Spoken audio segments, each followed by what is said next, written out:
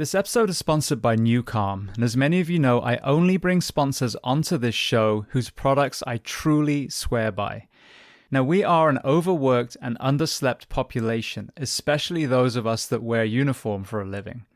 And trying to reclaim some of the lost rest and recovery is imperative. Now, the application of this product is as simple as putting on headphones and a sleep mask. As you listen to music on each of the programs, there is neuroacoustic software beneath that is tapping into the actual frequencies of your brain, whether to upregulate your nervous system or downregulate. Now, for most of us that come off shift, we are A, exhausted, and B, do not want to bring what we've had to see and do back home to our loved ones. So one powerful application is using the program PowerNap, a 20-minute session that will not only feel like you've had 2 hours of sleep, but also downregulate from a hypervigilant state back into the role of mother or father, husband or wife. Now, there are so many other applications and benefits from this software, so I urge you to go and listen to episode 806 with CEO Jim Poole. Then download Newcom, Nucalm, from your app store and sign up for the 7-day free trial. Not only will you have an understanding of the origin story and the 4 decades this science has spanned, but also see for yourself the incredible health impact of this life-changing software. And you can find even more information on newcalm.com. Welcome to the Behind the Shield podcast. As always, my name's James Gearing, and this week it is my absolute honor to welcome back onto the show Education Director for FDIC, Editor-in-Chief for FireEngineering, and Chief Elder for the Georgia Smoke Diver Program, Chief David Rhodes. Now, in this second conversation, we discuss a host of topics: the importance of leadership in education, special operations training, the impact of organizational betrayal on the fire service, the recruitment crisis, the 2472, PFAS, some incredible fire service innovations happening at FDIC, and so much more. Now, before we get to this incredible conversation, as I say every week, please just take a moment. Go to whichever app you listen to this on, subscribe to the show, leave feedback, and leave a rating. Every single 5-star rating truly does elevate this podcast, therefore making it easier for others to find. And this is a free library of well over 1,100 episodes now. So all I ask in return is that you help share these incredible men and women's stories so I can get them to every single person on planet Earth who needs to hear them. So with that being said, I welcome back onto the show Chief David Rhodes. Enjoy.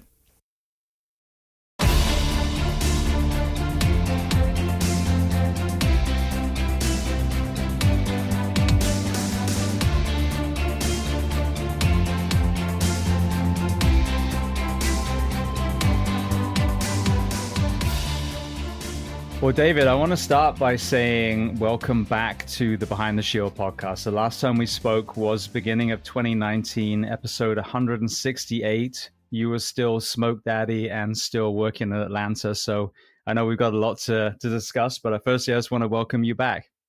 Yeah, man. It's great to see you, and good to see how much you've grown since then. It's been a journey. So I guess the first icebreaker then would be to talk about what made you finally pull the trigger as far as retirement. And then, as you know, we are both fully aware that can be very jarring for a lot of men and women in uniform. How was your transition specifically? I was ready to go. The last couple of years with all the stuff that happened with the attempted firing and the demotion and then re-promotion was an interesting time. But I was in an area where definitely wasn't getting the fire calls that I was used to, and so we did training quite a bit in that battalion and had some great crews.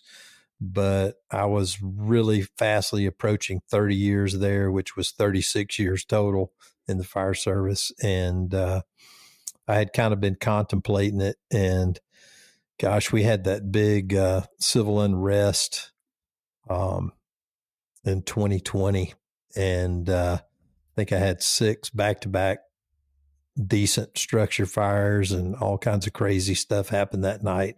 And it was like the most epic shift ever. And I was like, you know what? I should probably go right now because I'll never top this.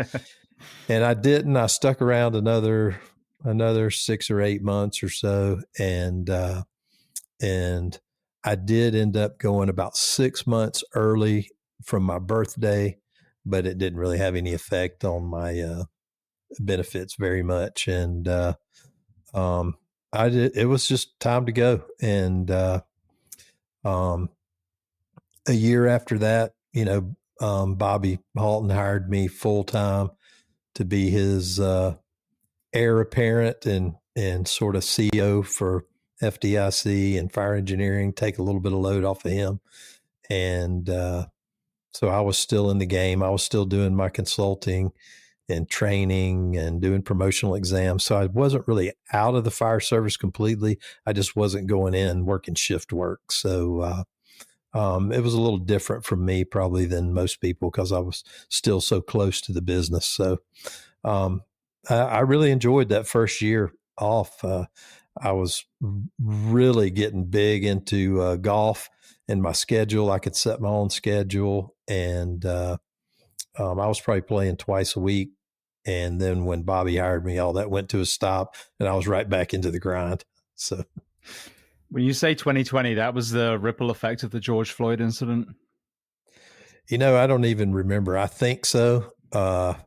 We had so many over the years, but I think that was probably it. It may have been.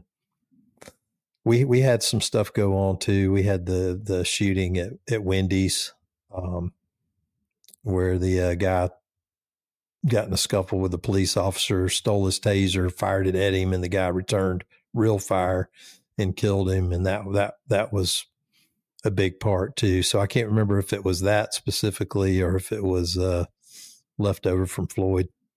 Over my career, I had about four periods of pretty good civil unrest. So this last one was probably the most destructive. Every single windshield on every fire apparatus in my battalion was busted.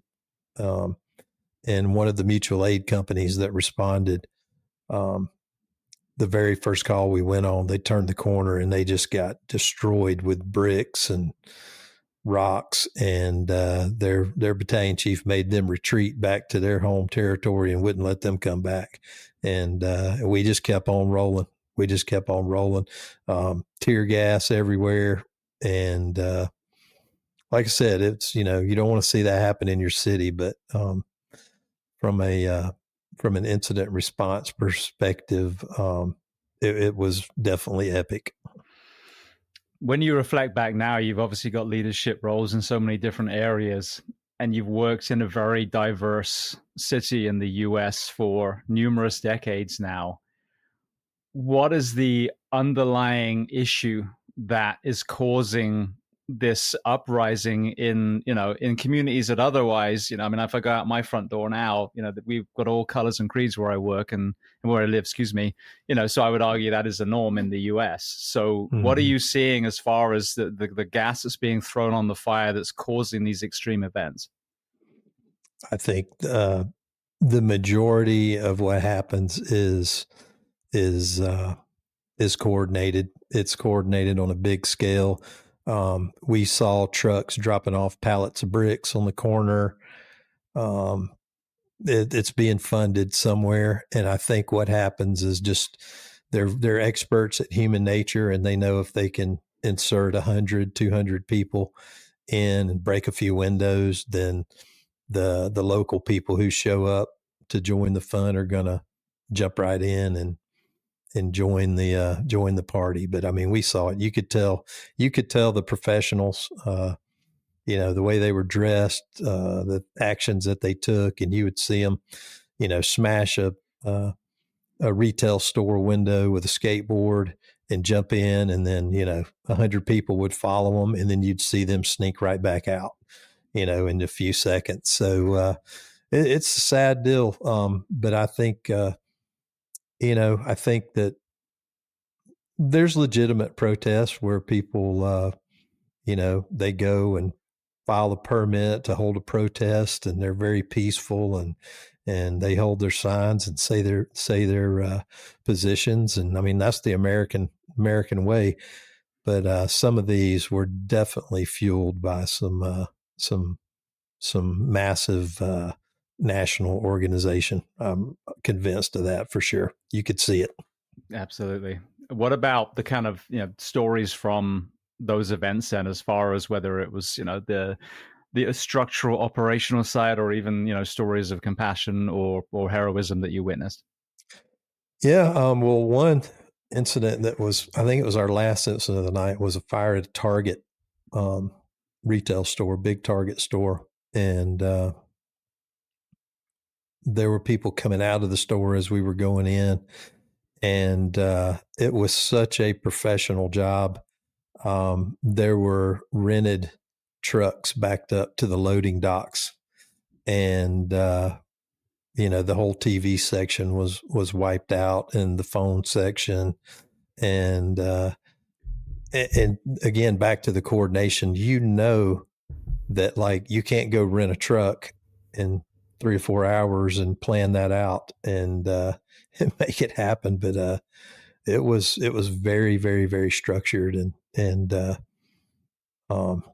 store was a total loss, and never reopened. So. Compassion wise, yeah, you saw a lot of people were trying to help and trying to. We had a couple apartment fires. There were people from the apartments trying to help pull hose and keep people back. And they're just trying to save their resident, where they live, and save their stuff. And obviously, we're very short. Staff, trucks can't get in from all directions, so you're starting out with kind of a small crew. So again, the good thing is it wasn't the majority of people, but it was a very large crowd, and they moved in waves in different parts of the city. We actually heard I had about 4 radios going, so I was listening to police and to fire channels, and we heard them. The undercover officers that were in the crowd were saying, hey, they're talking about moving to Buckhead, and it wasn't 30, 40 minutes, and fires were started, and all hell was breaking loose. So you talk crazy about stuff. It is, and you talk about, again, the minority versus the majority. I think this is a problem, whether it's within our profession or outside that we're talking about now. Is I don't know how it happened, but the extremists got the microphone, they got the narrative, they got the social media algorithms. And I think that sadly there was somewhat apathy when it came to the middle. Even let's just go to COVID for a second. It was obviously a real virus, people were obviously getting sick, but the truth was, the healthier we try and make everyone, the better the outcome. And that was demonized. Like, God forbid you talk about exercise and going to a park and fresh air, all that kind of stuff. So sunshine. It goes to show that the thing, and I hope this is happening now. I really believe it is starting to be an awakening of that middle 80% that are realizing that they've been duped for all these years. But I mean, you saw the footage over and over again of these instigators that were literally destroying what was supposed to be their own communities, but it probably wasn't their own communities. And these poor shopkeepers and homeowners are destroyed. But then you saw that compassion of local residents after, and people from nowhere near there coming in with brooms and shovels and cleaning everything up for people. So I think that's what we've got to really reframe is that it is the minority that are causing all these problems. And it was after I'd retired, but you probably saw it on the news where Atlanta was building the new public safety training center, and the same folks turned back out to protest that they were building. They called it Cop City, and it was really for fire and police and several other things. But it was a long overdue needed training center. I mean, we were both police and fire were operating out of old 1950s elementary schools still had the same, kiddie toilets and stuff in them. And there was a whole group that was, living in trees and chaining themselves to trees and all that. And when they did start breaking the law and arresting them, I think out of everybody arrested over a 1.5 year period, only one was actually from Georgia. There we go. And so that tells you there's a money machine, somewhere. But yeah, it's anything, we go to extremes. We talk about it with fire tactics and stuff, and we joke all the time. It's like, man, I was like, it's so nice just to sort of live in the middle, and Yeah. sometimes we go too far, either side of issues. We go too safe sometimes and won't let our people work, and we go too reckless sometimes, and we don't have control of what our folks are doing. So you have to. It's a constant struggle to sort of live in the middle, and you're 100% right. I think social media is a big part of fueling the extremes for sure. What about Danny Dwyer? I think that was after you and I spoke. So we talk again about that middle ground. And I think talking to Danny, I use this example. If a police officer kicks in a door and runs in a burning building with no SCBA or bunker gear, they get awards. If a firefighter does it, they get told that they're, freelancing and they get disciplinary action. So, what was your perspective of that? I was just, before we got on this podcast, editing a couple of videos from his civil service hearing for a presentation I'm doing next week. And it was crazy. It was insanity. I'm very familiar with the whole 3-hour civil service hearing, and I was familiar before the story. But, back to the way you treat your folks is like that incident happened. And that was during COVID too. So there was no in-person civil service hearings. They were all online, which was awesome because we could all watch without even having to go down. And, the fire department said he was freelancing, but the radio traffic and the testimony, Captain Ware is the key to this whole thing. And he's such a great guy. He was a captain with me for a couple of years at, I was Battalion 3. He was a captain at Station 15. And he was the key witness in the whole civil service case. And, the attorney for Dwyer went through and asked him the questions, and he just kept repeating. Like he was confused at why he was even being asked these questions, because he was the IC. He was the first officer on the scene. He was on the attack line. And Danny arrived with an understaffed tiller truck. So he had 2 drivers and himself. So they were having to get the rest of their equipment on, their air packs and all. And he ran up to the front porch. He was ready to go. And the captain knew there was entrapment. The door got opened up, and he said, "Come on," over the radio. He said, "Come on, Lieutenant Dwyer, come on and go with engine 22. We need a quick primary search." And so basically he joined engine 22's crew. The fire department's position was that he was separate from his crew, which he was, but he was not freelancing. Freelancing would have been, he went around back and entered and didn't say anything to anybody and started some operation that wasn't coordinated, wasn't announced. But he was definitely not freelancing. And he ended up serving I think it was a 2-day suspension. But Captain Ware told the truth at this hearing. He was the key to getting it overturned. The unfortunate part was the hearing didn't take place for 2 years. So Danny had already left Atlanta and went to another fire department. And I used that as an example of integrity, is that, the department really wanted him to toe the line. And the city even asked him, if you were in his position, would you do the same thing or would you do something different? And he goes, "I would have done it exactly the same way." And that blew the whole case. Yeah.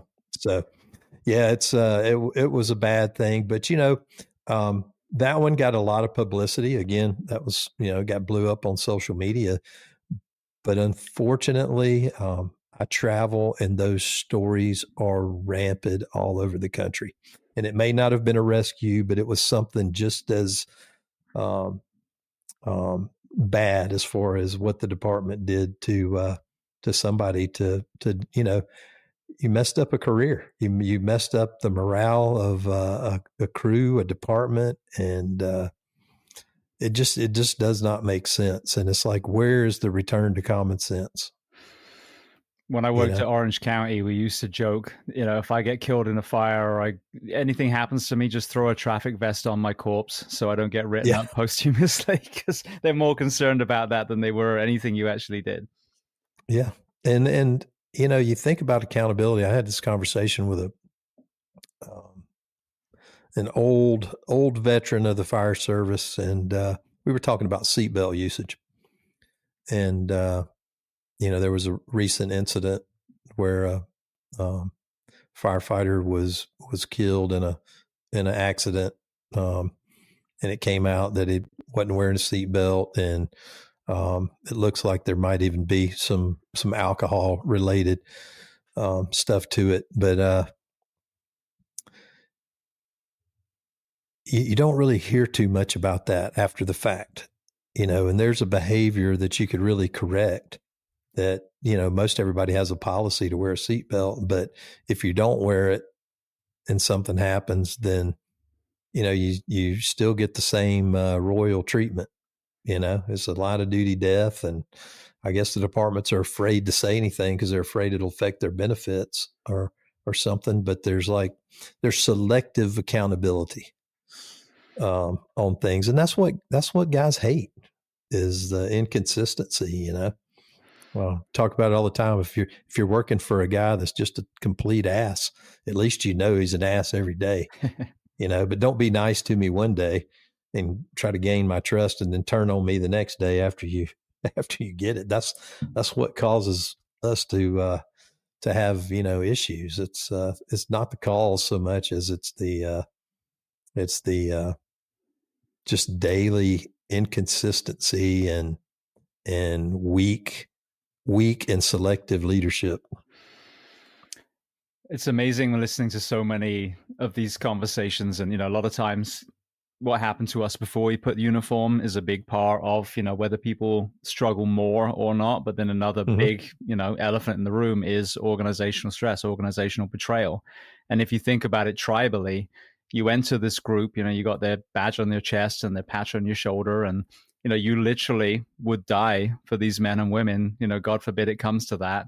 And you do everything you're trained for, and you hold yourself accountable, and you stay in shape, and you go to extra classes, and then something like that happens. And it would be like, a ancient tribe suddenly turning their back on you. And, if you look at that, historically, that meant death. If you were ostracized, you were probably going to starve to death or get killed by another tribe or a predator. And so we have that ingrained in us. So you're going to ask us to be all in and give everything and make this ultimate sacrifice, and for our loved ones and children to say goodbye to us when we walk out the door. And then when we do exactly what we're supposed to do, you're then going to cut our legs from under us. And then you wonder why we have such a mental health crisis. This is a big part of it. Yeah.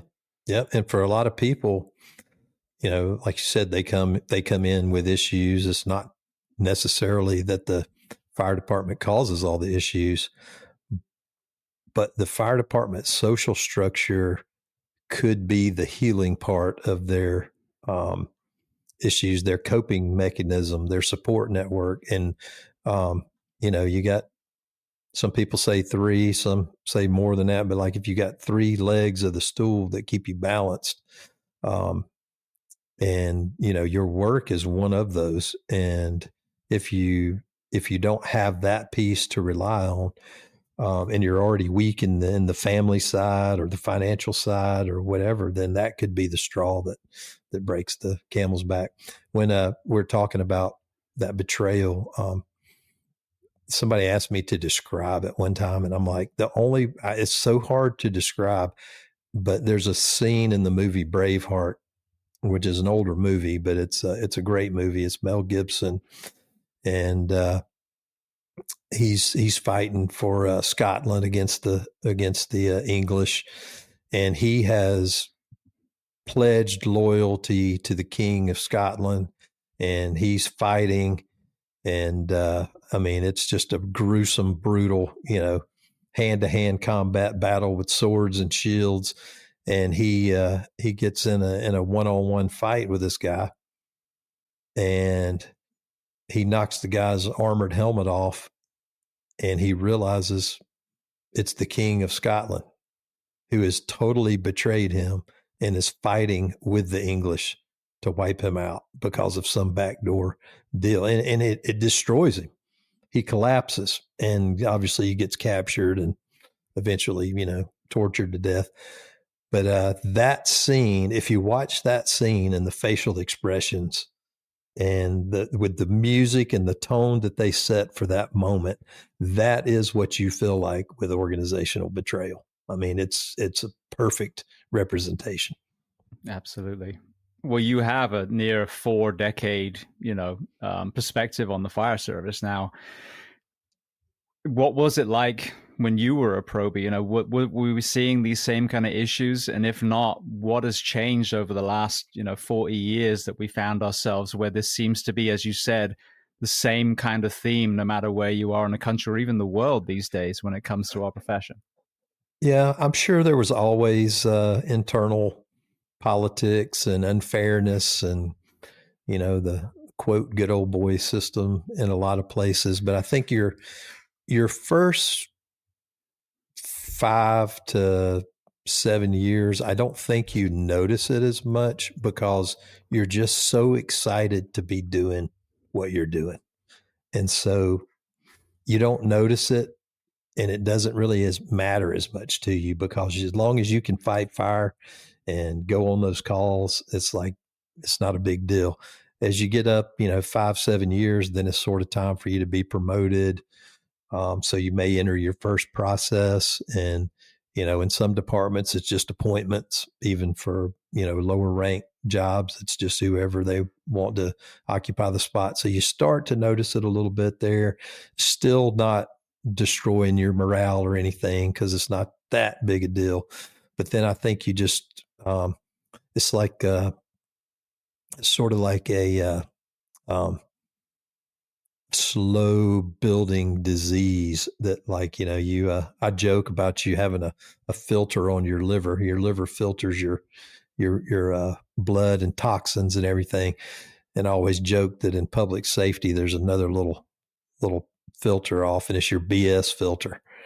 And that BS goes in there and it compacts and it holds pretty good for about 20, 25 years. And then it gets full. And then when it gets full, it leaks. And it leaks all in your system, and it kind of gives you a shitty outlook on a lot of things.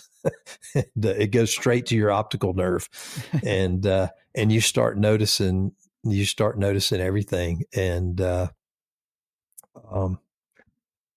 so I don't know. I do think that there was a shift in leadership priorities because I think when I came in, we were still led by the Vietnam generation who had done combat and come into the fire service, and they still had that patriotism and get in there and get it done attitude. And then I think there was such an emphasis put on education 25, 30 years ago that it became the chic thing to do to promote the person with the most education. And it didn't matter if they had leadership skills or if they had tactical competency. It was just strictly a certificate was the only validation you needed. And again, human nature, when you see that happening, instead of the troops on the ground spending time going to training and going to make themselves better and learn the job, they saw that the ticket to success was just education. And so they put all their effort into, getting that piece of paper and getting that degree. And they abandoned the tactical side of the job. Not totally, but they didn't focus on it. And we had a couple generations of that was sort of the path to a leadership position. And I think it backfired, I mean, we shifted too far. There was no middle ground. There was no, okay, well, you need some education, but you need a lot of experience to go with that. It was just strictly that title. It's like, oh, we got this one guy that has a master's degree. We're going to make him the fire chief or her the fire chief. And that's not the mark of being able to assess knowledge, skills, and abilities. That's a mark to say that you dedicated time and accomplished something, but it's not the mark that you're going to be a good leader and a successful manager of the fire department. So we went too far to the manager side and left out the leadership side. And it wasn't just the fire department. This happened everywhere.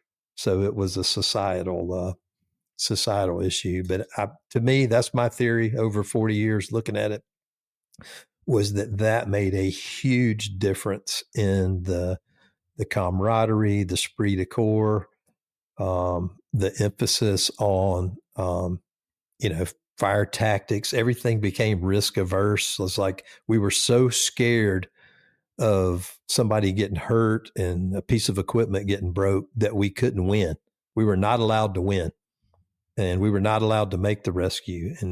And I tell you what, I've seen two very hard grassroots bottom up movements in those 40 years. One was RIT.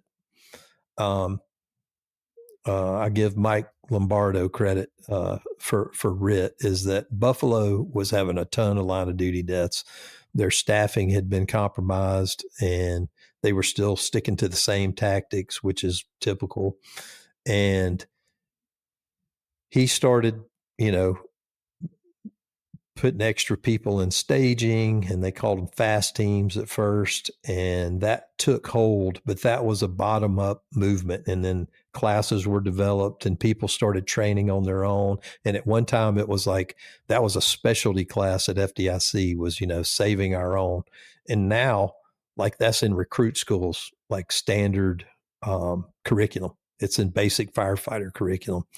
And then we ended up with the 2 in, 2 out, and that even pushed it even further to make sure that you had RIT in place. There were some problems that came along with that because we focused, again, too much on that. It's like, if those two people would pull the line, then I wouldn't need to be rescued. So that was one. And then the second one that I'm seeing, and this one is like near and dear to my heart because it's like was part of my mission as taken over at FDIC and FireEngineering, was search had become an afterthought after the fire was extinguished.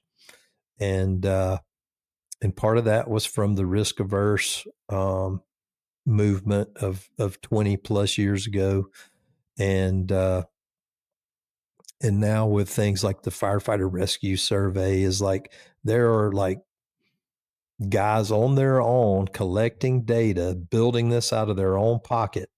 It's not a government funded deal. And they're giving us data that's showing how many people we're rescuing every day. It's like you would think that the fire department would brag about how many people we rescue a day, but like, nobody knows. Nobody knows. So they're bringing attention to that, and they're getting data. Like, if you make a rescue in the first minute of arrival, then, there's a 70+% chance of survival. And then every minute after that, those chances go down.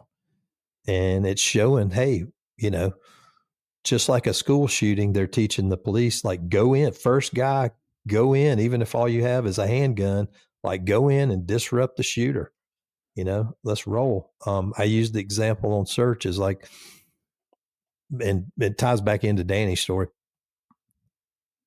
Any fire department in anywhere USA pulls up and there's a kid floating face down at the bottom of a swimming pool, is going to expect that their firefighter jumps in, swims to the bottom, and comes back up with that kid. They don't have to be water rescue certified. They don't have to have water rescue equipment. They don't have to have anything. They're just expected to do it. And there's no more IDLH environment than being underwater. I mean, you can't breathe. And we've got a firefighter with a year's worth of recruit training, $40,000 worth of gear, a $2 million apparatus, and they're afraid to let somebody go in and save a life in a smoke filled house. It just does not make sense.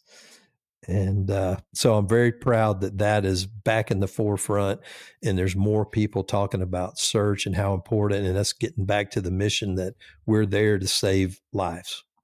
That's why we go. Property is saved secondary to lives. And those are the two biggest groundswell movements that I've seen over 40 years. And they didn't come down from the top from policy. It came from the bottom up.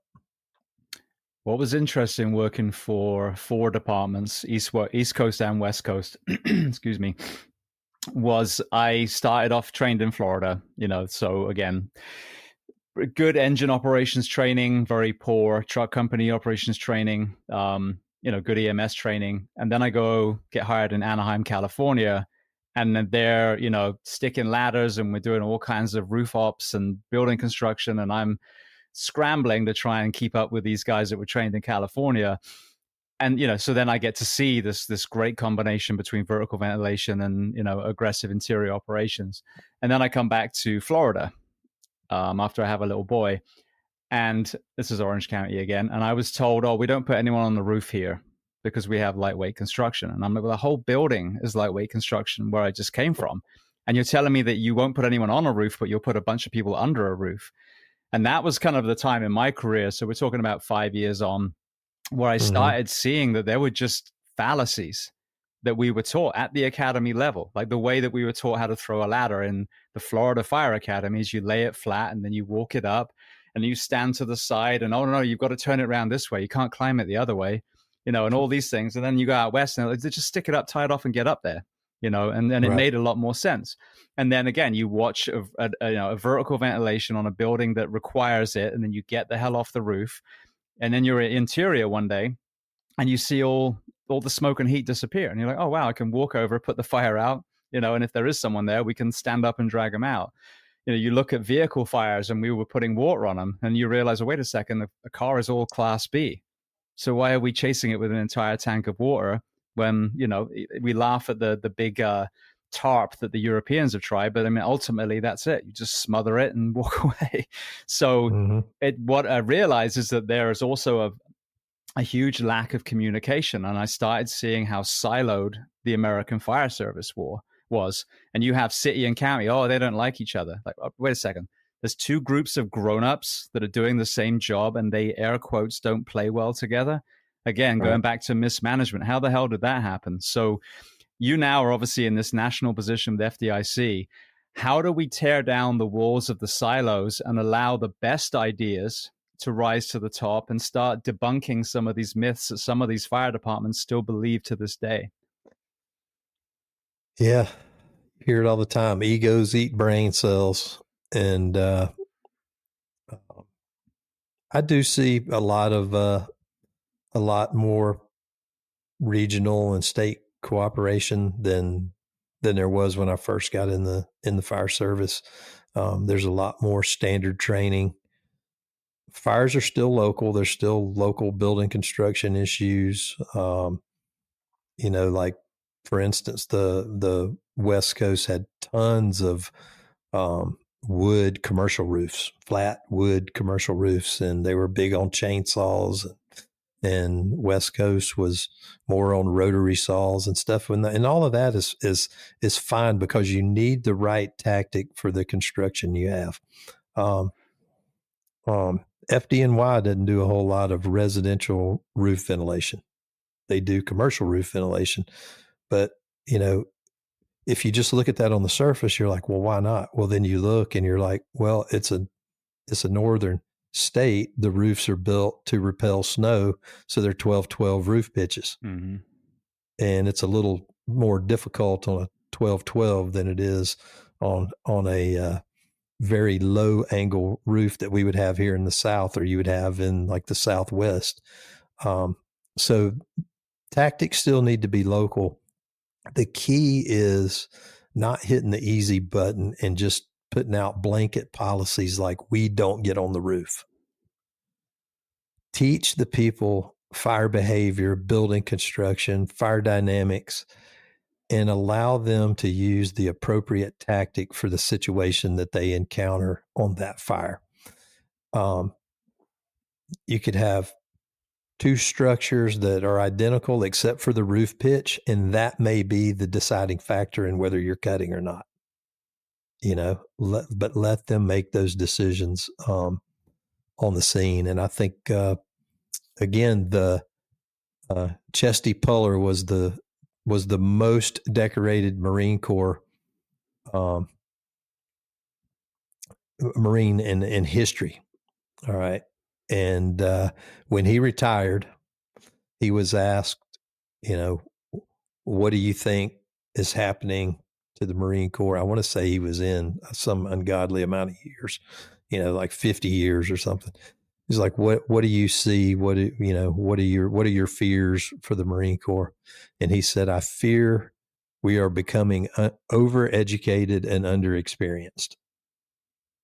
And I think there's a lot of truth in that. So there's a lot of people that have been exposed to information, whether it's a study or a training class or whatever, but they haven't had the opportunity to experience the results of implementing those things on the scene, especially over and over. If you're having one fire a year, two fires a year, that's not enough for you to see patterns and habits. That's like it's a new day every day. It's a new lesson learned. But if you're going to multiple incidents and, you cut a hole in a roof and you see that you didn't have a line in place and you saw that the fire grew bigger because you introduced more air, then you start to learn, you're like, okay, well, it's not that the hole's bad, it's that it was opened at the wrong time. And so you start to make those adjustments and you start to learn, but you have to know building construction, you have to know fire behavior, fire dynamics. And if you don't know those, then you can't be good at tactics. And so that's where the focus needs to be, is on giving them the education so that they know the dynamics and the fire behavior and the building construction. But then you've got to give them the experience too. And if they don't get that from regular call volume, then they have to have live fire training and they have to have lots of it, not just once a year. And my push is that it needs to be in acquired structures, and that's very difficult. But at a minimum, that needs to be in training locations that are using materials that can mimic the actual conditions, not just two pallets up against the wall in a concrete building that takes 5 gallons of water to suppress. You got to restrict flow. You got to create some more theatrics and make the fires look like they're going to look like, and make the smoke look like it's going to look like, out in the field. And you need to do that, year round. So, and that's tough. That's tough to do. I'm not saying it's easy at all, but when you look at some of the things we prioritize that we in budget for and do, if we would just get back to those basics of like being able to do fire extinguishment, search, rescue, extrication, and if you're into the medical stuff, then your medical. If you just focus on that, then that's the only thing worth spending your time on. All the rest of it's fluff. Yeah, I agree. When I was in Anaheim, again, this really sharp learning curve at the beginning. By the end of the probationary year, we'd done so much training, and exactly like you're talking about, you were taught, panelized roof. Then there's an orchestrated way to cut it, and you get off, and the bowstring roof you're not going to be walking on, and you look at a structure, okay, that's already self-vented, we're not even going to get up there in the first place. But that's education, that's reps, and they did acquire structures. I remember one one training in an acquired apartment complex, wood frame apartment complex, and they cut, pre-cut vent holes, and were a little overly aggressive where we almost called a full second alarm to this training. And I got to experience what a real spongy roof is, firsthand. But that's it. You remember those. I remember when it was a cold day and we did tick training, really excellent tick training, and going from that cold outside to the cold interior, the tick shut down. It couldn't handle that change. So all these little lessons that, as you said, hose management, Hialeah did a great job in their tower of having all this metal furniture. So you're not just going straight to the fire. You're having to mitigate all this, these couches and tables, and then there's interior stairwells. And so now you realize, you need to actually manage these corners. You need to, be able to get the hose to the person. You don't get that in a bare, training tower, as you said, with a bale of hay in the corner. So the realism in training, and I think also a thing that's missing so many times is that fitness component.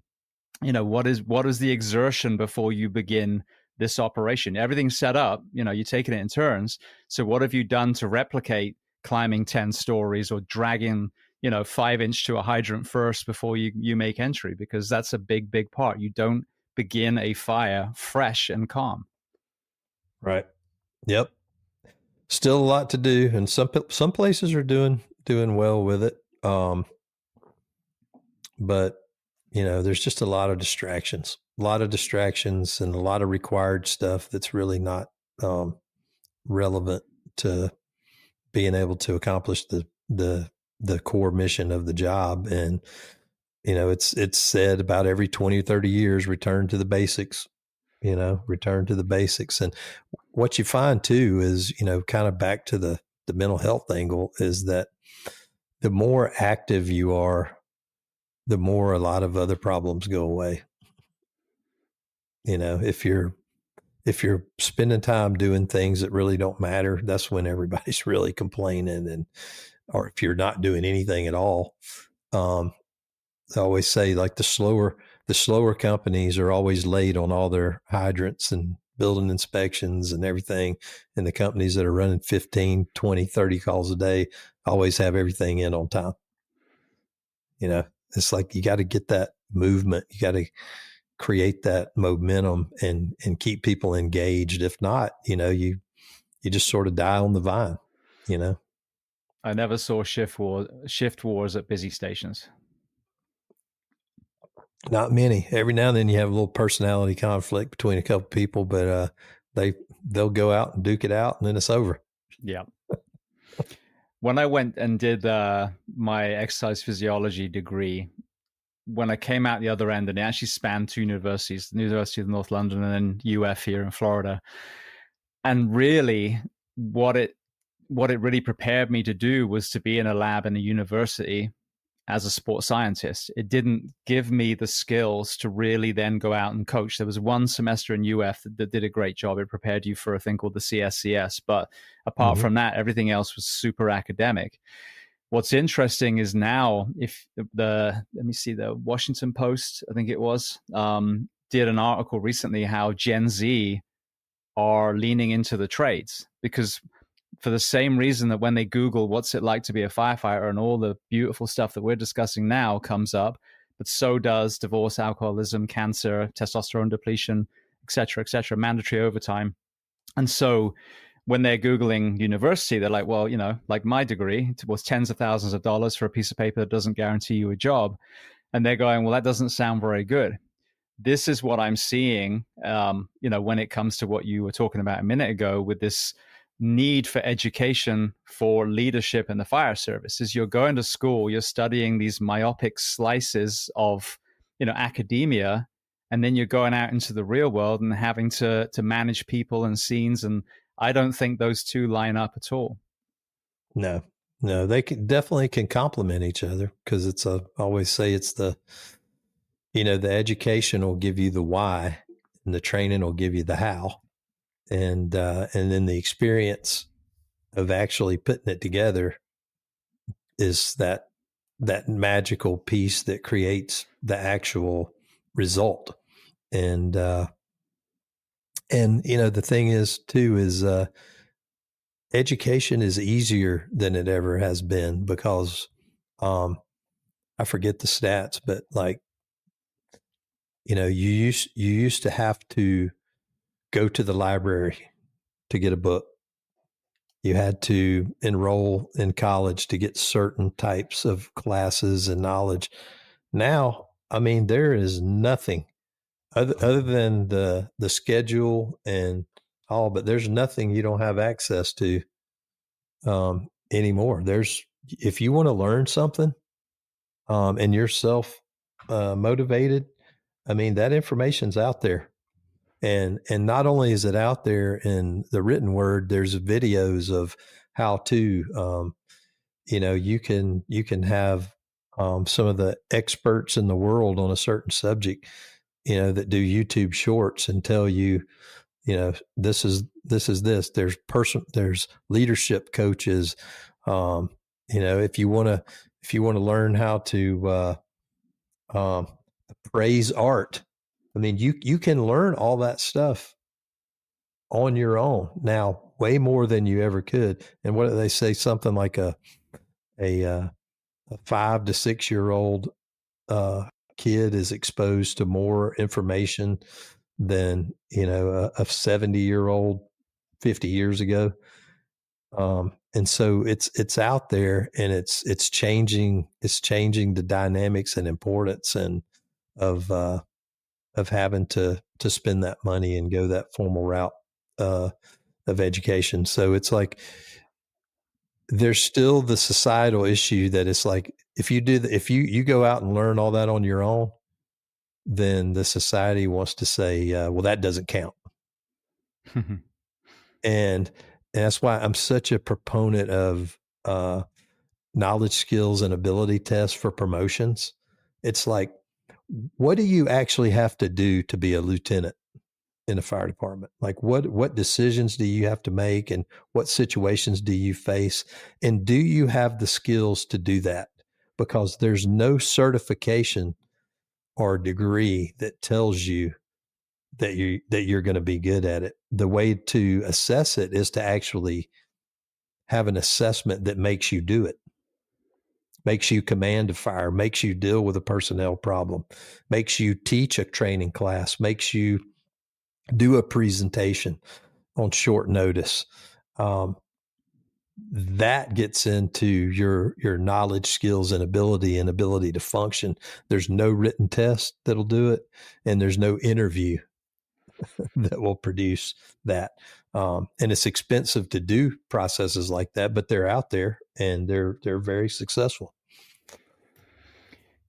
It's been amazing yet disappointing unpacking a lot of the issues that I'm trying to, bring solutions to. And when I say me, I don't have the solution. I'm finding the world's experts and lived experiences and layering, almost like a case, for example, for the 42-hour work week when it comes to performance and longevity and relationships and all the things. But what's become glaring is also that there are certainly people that are at the helm of unions, of chief positions, city managers, etc., where there is outright cowardice, where their men and women are literally being buried yearly, and yet they do nothing to change anything. So if you were king for a day, how do we change this crisis of leadership to put moral courage back into a very morally courageous profession, so that we can have that synergy between, as you said, the educational piece, but also the right human beings that will truly advocate for their people again? That's tough. King for a day can force things to happen,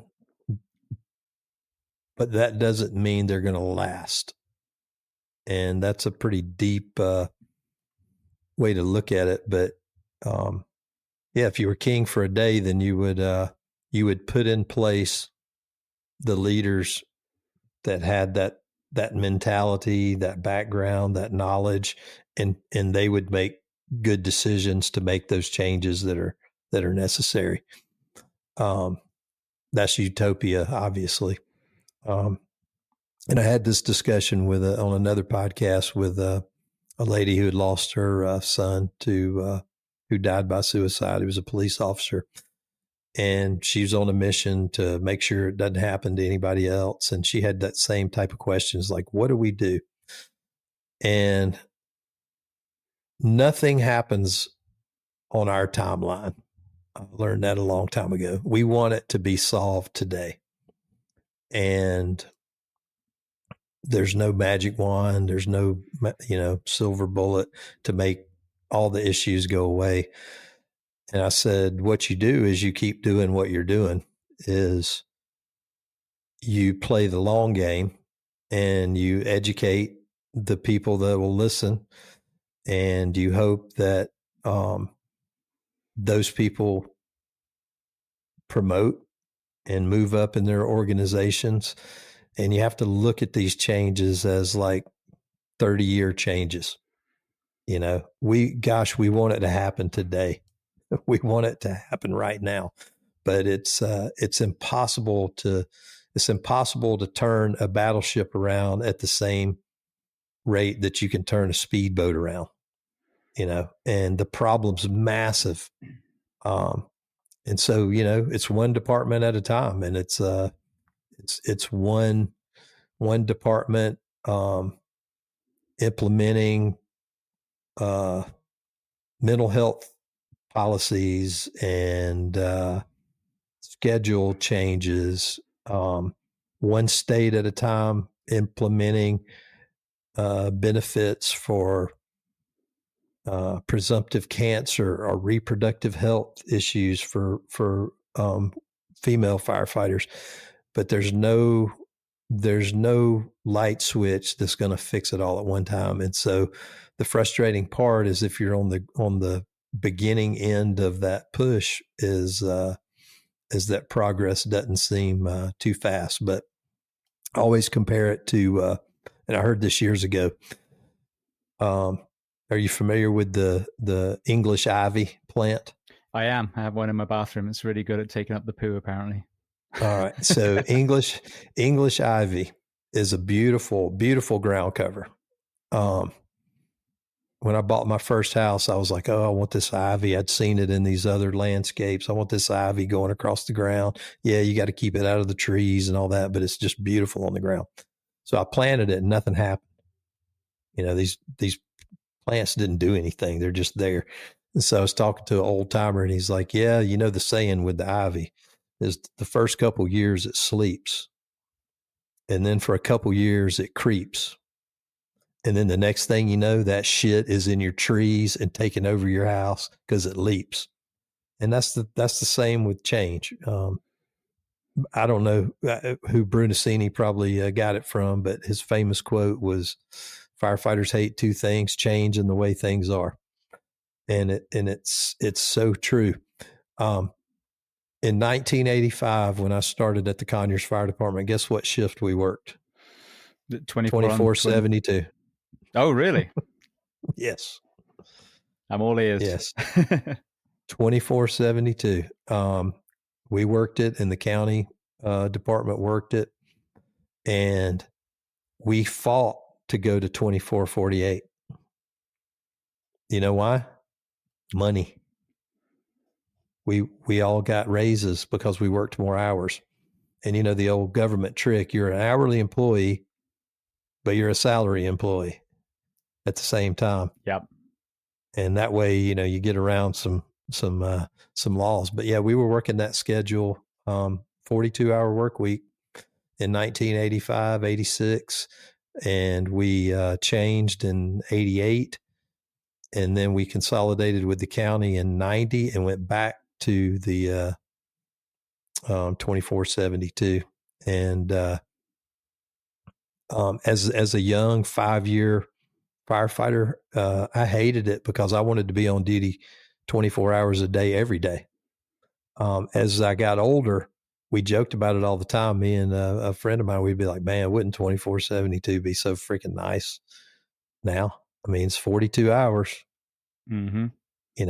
My fear with it is that, and I'm 100% in favor of it. My fear is and it could be because of my generation and my experience. My generation would take 24/72 and see it as an opportunity to work for 2 fire departments and make even more money.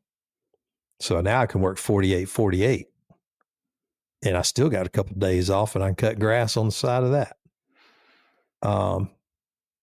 I don't know that that's as big a deal with the newer generation, because they're not the hustlers, just work, work, work, work, work. They want the time off and stuff. So that'll be interesting to see. And I've seen that in some surveys, that the younger generation, they're already not working the part-time jobs like we did in our generation. And somebody asked me, like, what's your advice to a new firefighter? I'm like, don't get a second job in the same profession. I won't tell you not to get a second job, because I actually think work is healthy for you, that you need to work. But work at a fire department and then work cutting grass, or working at Home Depot, or having a business, or doing consulting or whatever. But don't work 24 hours at the fire department and then go work 12 or 24 hours on an ambulance. Or don't go to work at another fire department and work 48/24 or 48/48. And I say that, you got so many hours of being on duty in you, and so many calls. Do you want to get them all in 10 years, or do you want to spread them out over 30? Because you're going to burn out, and you see it. And everybody, a lot of people can handle it for a few years, but it catches up to them. It catches up to them. And I know a bunch of folks that, that work for 2 departments, or they work for an EMS and a fire department. It might be private. Sometimes it's even not emergency transport stuff, but it's like, get out of that, do something different, because it'll clear your mind. It's funny because that conversation has come up, and I had this, it was kind of out of arrogance when I heard it early on, because I've been, as my understanding has evolved, that became clearer and clearer to be the solution. And then when you realize that the entire Northeast works this work week already, and you don't hear DC guys going, "Oh, I don't go to work enough." That's their norm. They just go to work and then they do things outside. But I think that it's not one or the other. If we just give them more time off, they'll just work more.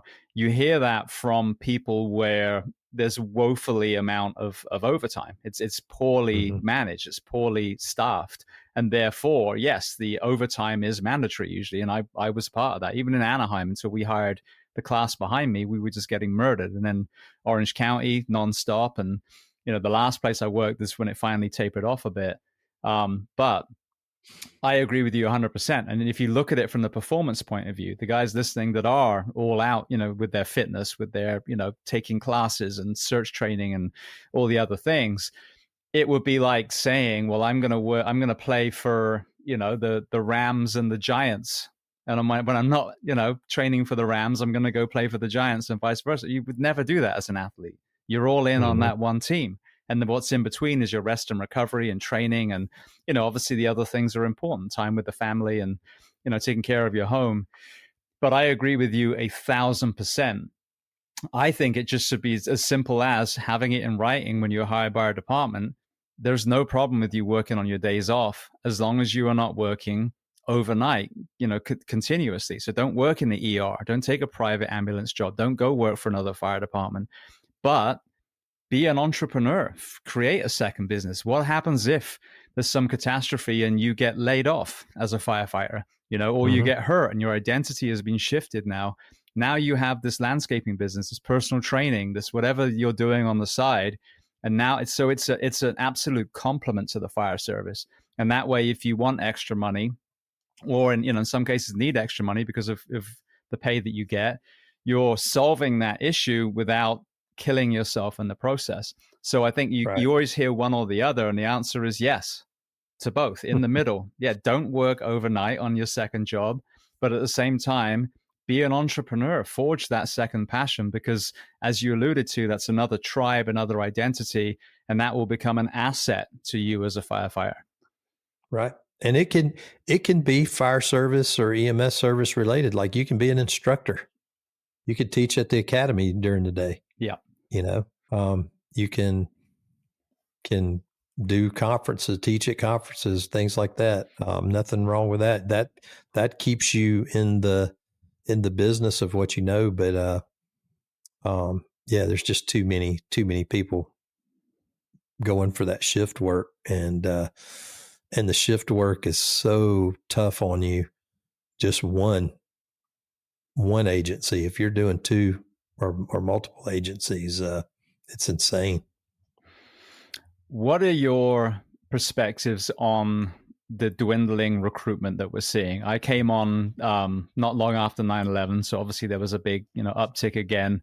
Mm-hmm. Very, very competitive. But I know, the 80s, 90s were extremely competitive too. So in these 4 decades plus that you've watched, what have you seen as far as recruitment and retention, and what are some other kind of ideas as far as addressing this and making that list big again? Because I think one of the most dangerous things, and I hear it from so many places, is, we have 5 vacancies and we had 7 applicants, which means that you're taking pretty much everyone that applies for you, which is not what this job is about. Yeah. And then when I applied for Atlanta, there was 1,200 for 40 spots or what have you. Yeah, I actually talked about this in my keynote at FDIC this year, and I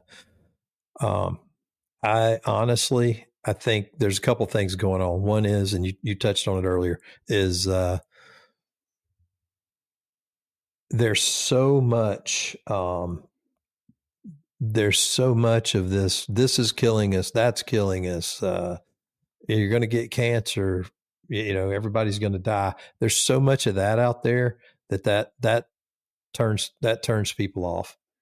And there's not enough talk about the positive side, because there's other professions where there's exposures and risk and mental health issues and all that too.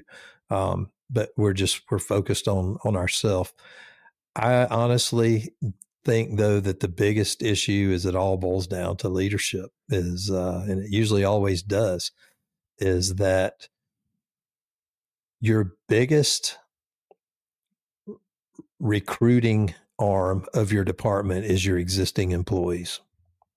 And it always has been. Obviously you needed to reach out to groups that weren't represented in the departments. There needs to be special efforts to reach out to new groups all the time, but that's where your real recruiting efforts and money should need to be spent, not on getting your base level of employees, because it's tell a friend, I mean, it's like, man, you need to think about coming on the fire department. I know you got this going on, but man, it's awesome. And that's the way 90% of the people came on the fire department is, they had a friend on the fire department, a relative on the fire department, and they told them how awesome it was. But as the leadership changed and we had poorer and poorer leadership, that changed, and people in your organization are telling people not to come to my department. Maybe go to, maybe they know of another department that appears better or whatever. They'll say, I would apply over here, but not over here. Where used to, it was like, man, put your application here, here, here, and whoever takes you, that's where you need to go. But I honestly think it's a leadership problem. The fire chiefs need to be the number one cheerleader for their organization, and they need to be out there, and they have to let their guys do the job that they were hired for and not be so risk averse and afraid. I think, and that's part of the reason that you lost your internal people as recruiters. They're like, we can't do anything anymore. And the departments that have realized that, they don't have recruiting problems. They have tons of applicants. There's people moving across the country to work at those departments. Unfortunately, there's not many of them, but it's slowly going full circle, and I think we'll see a rise. I mean, the stats are out there on the military was having the same problems, and there's been a big change, whether you agree with the politics or not. There has been a huge change, and recruiting is up drastically in the military. And it's the same mentality for the fire department. You gotta, the new generation wants more than anything to be a part of something. And they want value. They want belonging. And the fire department can give them that under the right leadership. But you got to win. To win recruiting, you got to win your existing employees first. There's no gadget or trinket or slogan that's going to bring them in. And you can throw all the money at it at the world, and it's temporary. We talked about the overtime. We're all dogs. Like, however much food you put in the bowl, we'll eat, and we'll keep eating, and we'll keep eating. So yeah, if you throw out a $40,000 signing bonus, your recruitment numbers are going to go up temporarily, but they're not going to stay more than a couple of years, because they're going to get aggravated with whatever it is you're doing to have to offer a $40,000 recruitment. But you want to recruit people, let them fight fire, and give them a lot of training, and have decent equipment, and a good schedule and decent benefits. You don't have to have the best, but if you have that culture piece, you don't have to be the highest paid.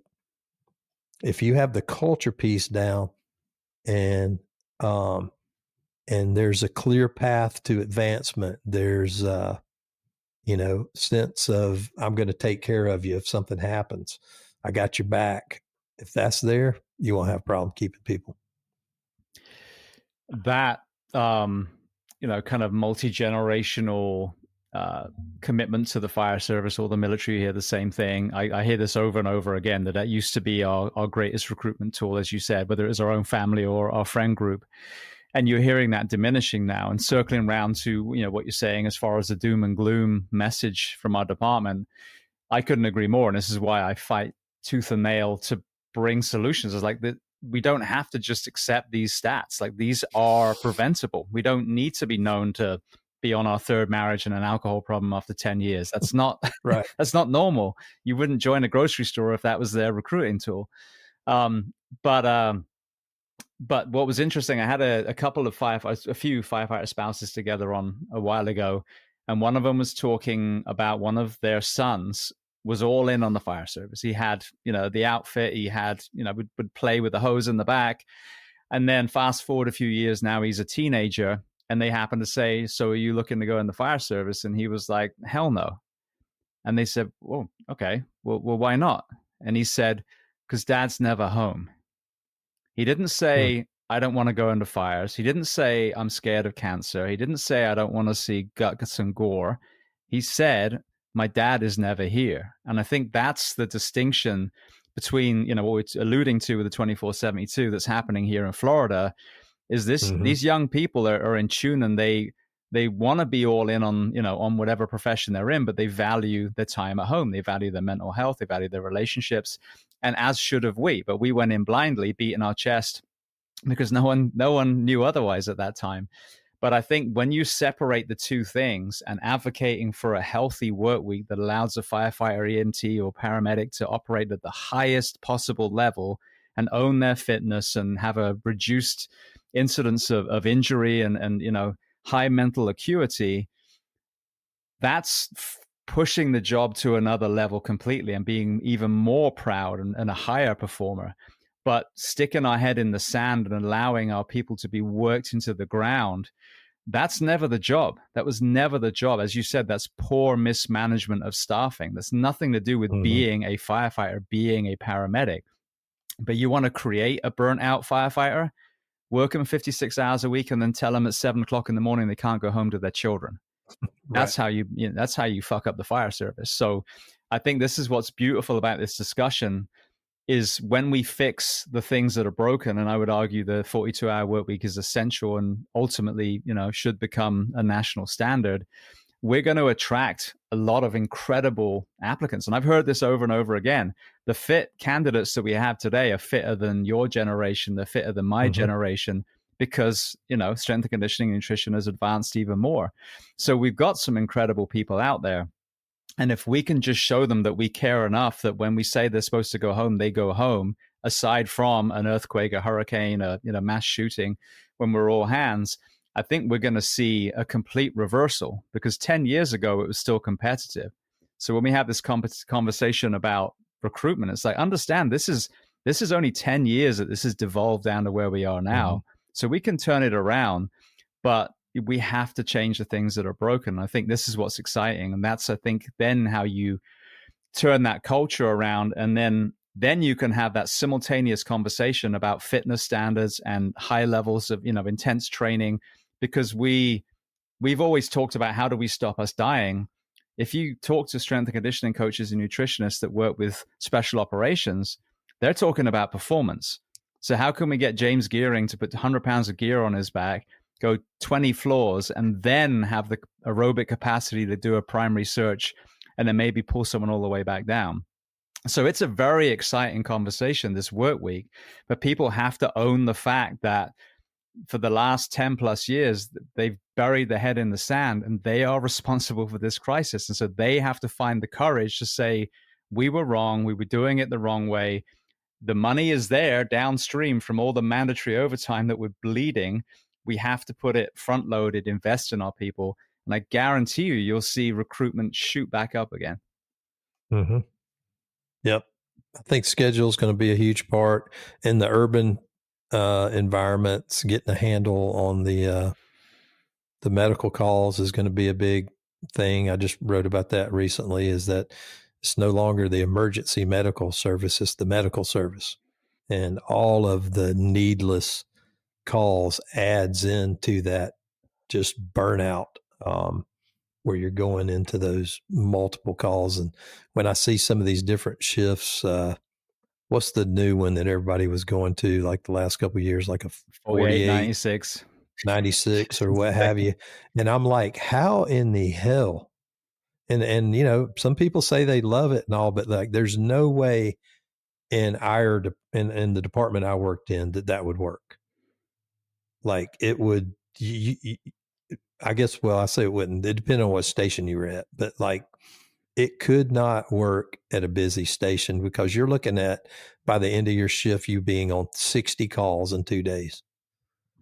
Yep. And granted, not every one of them was a fire or whatever, but like just that constant in and out and broken sleep, if you got any sleep at all, your decision-making ability would be like you were massively poisoned with carbon monoxide. It would be horrible. So that's one folks got to be careful with, for sure. If you're running a lot of calls, that's not a schedule you want to work. No. Well, I've said two things. Firstly, the people that agree in good organizations or oppose firefighters working less than 56, those people go home at 5 o'clock and work 40 hours. So for the firefighters, think about that. The people that say you can't work 16 hours less than you and don't have to stay up all night. The second thing is when you actually unpack it, you say, okay, I'm on a 24/48. We're going to go to a 48/96. So to make my life better, we're going to go from a 56-hour work week to a 56-hour work week. Now, I'm no mathematician, but that sounds pretty shit to me. So, you have to look at the number of hours. Why do you not deserve to go home the same as the baker and the butcher and the candlestick maker and everyone else in your community? We are asked to do so much with so little. If ever there was a profession that needed the rest and recovery, it is police, fire, and EMS. Mm-hmm. And the police are working 40. Yeah, for the same salary. We always say, "Oh, we compare with the police." So like, have you talked to that? You work 16 you guys hours get more? to sleep. You guys get to sleep. Yeah, I've worked. I did work the 24/48 with I think it was a 9-shift Kelly day. That wasn't too bad. And then some do a 7-shift Kelly day. So it basically gives you, a full week off every 3 weeks. That was a decent schedule when I was young too. So there's some creative ways to get those hours in different places. And again, it may be, like we said, is like, if you look at budget wise, adding a shift and maintaining your staffing levels is like any effort you make to make it better, even if you gradually step into a big change like that, is going to send a message that you actually give a shit about your people. But going through that mandatory overtime, so you can't recruit and you can't hire people and you can't train them fast enough. So you're ineffective, you're inefficient. And so you make your existing people work more on those mandatory overtime.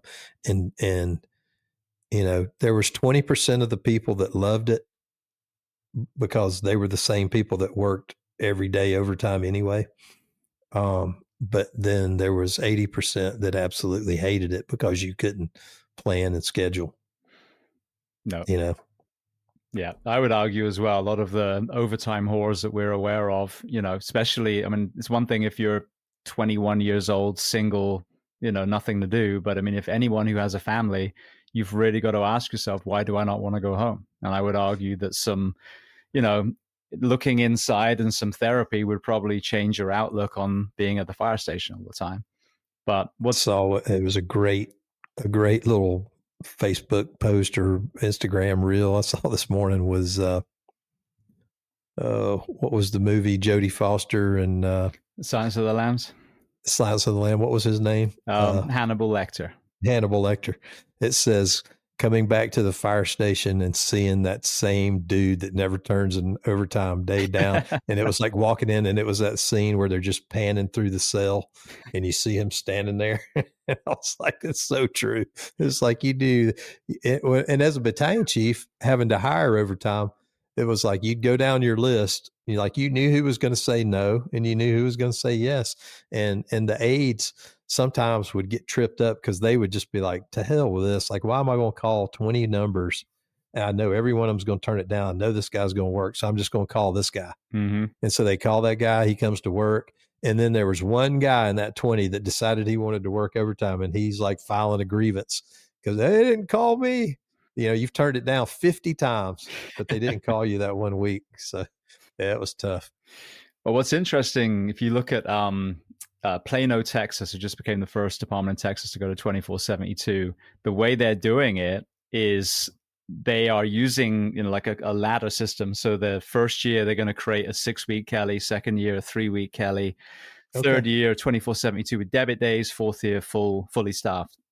But they've announced that is the plan. Just like you said, we are committing to this. And in, Pasco County are going to go to it in January. That was 2.5 years. It became 2 years. But they said we are, going to this. It doesn't have to be overnight. Like you said, that switch doesn't have to be flipped. But you can't turn that battleship around without starting to turn the steering wheel either. But what they've done, and this is the misnomer with Kelly days, is if you just say, we're going to go to a Kelly, well, you've just punched more holes in the staffing that people are going to work at time and a half. So you've added more overtime costs too. But if you hire classes that then will cover those Kelly days on your way to this 24/72, that becomes beautiful. All right, one class is now covering a 6-week Kelly, then a 3-week, then, this D shift.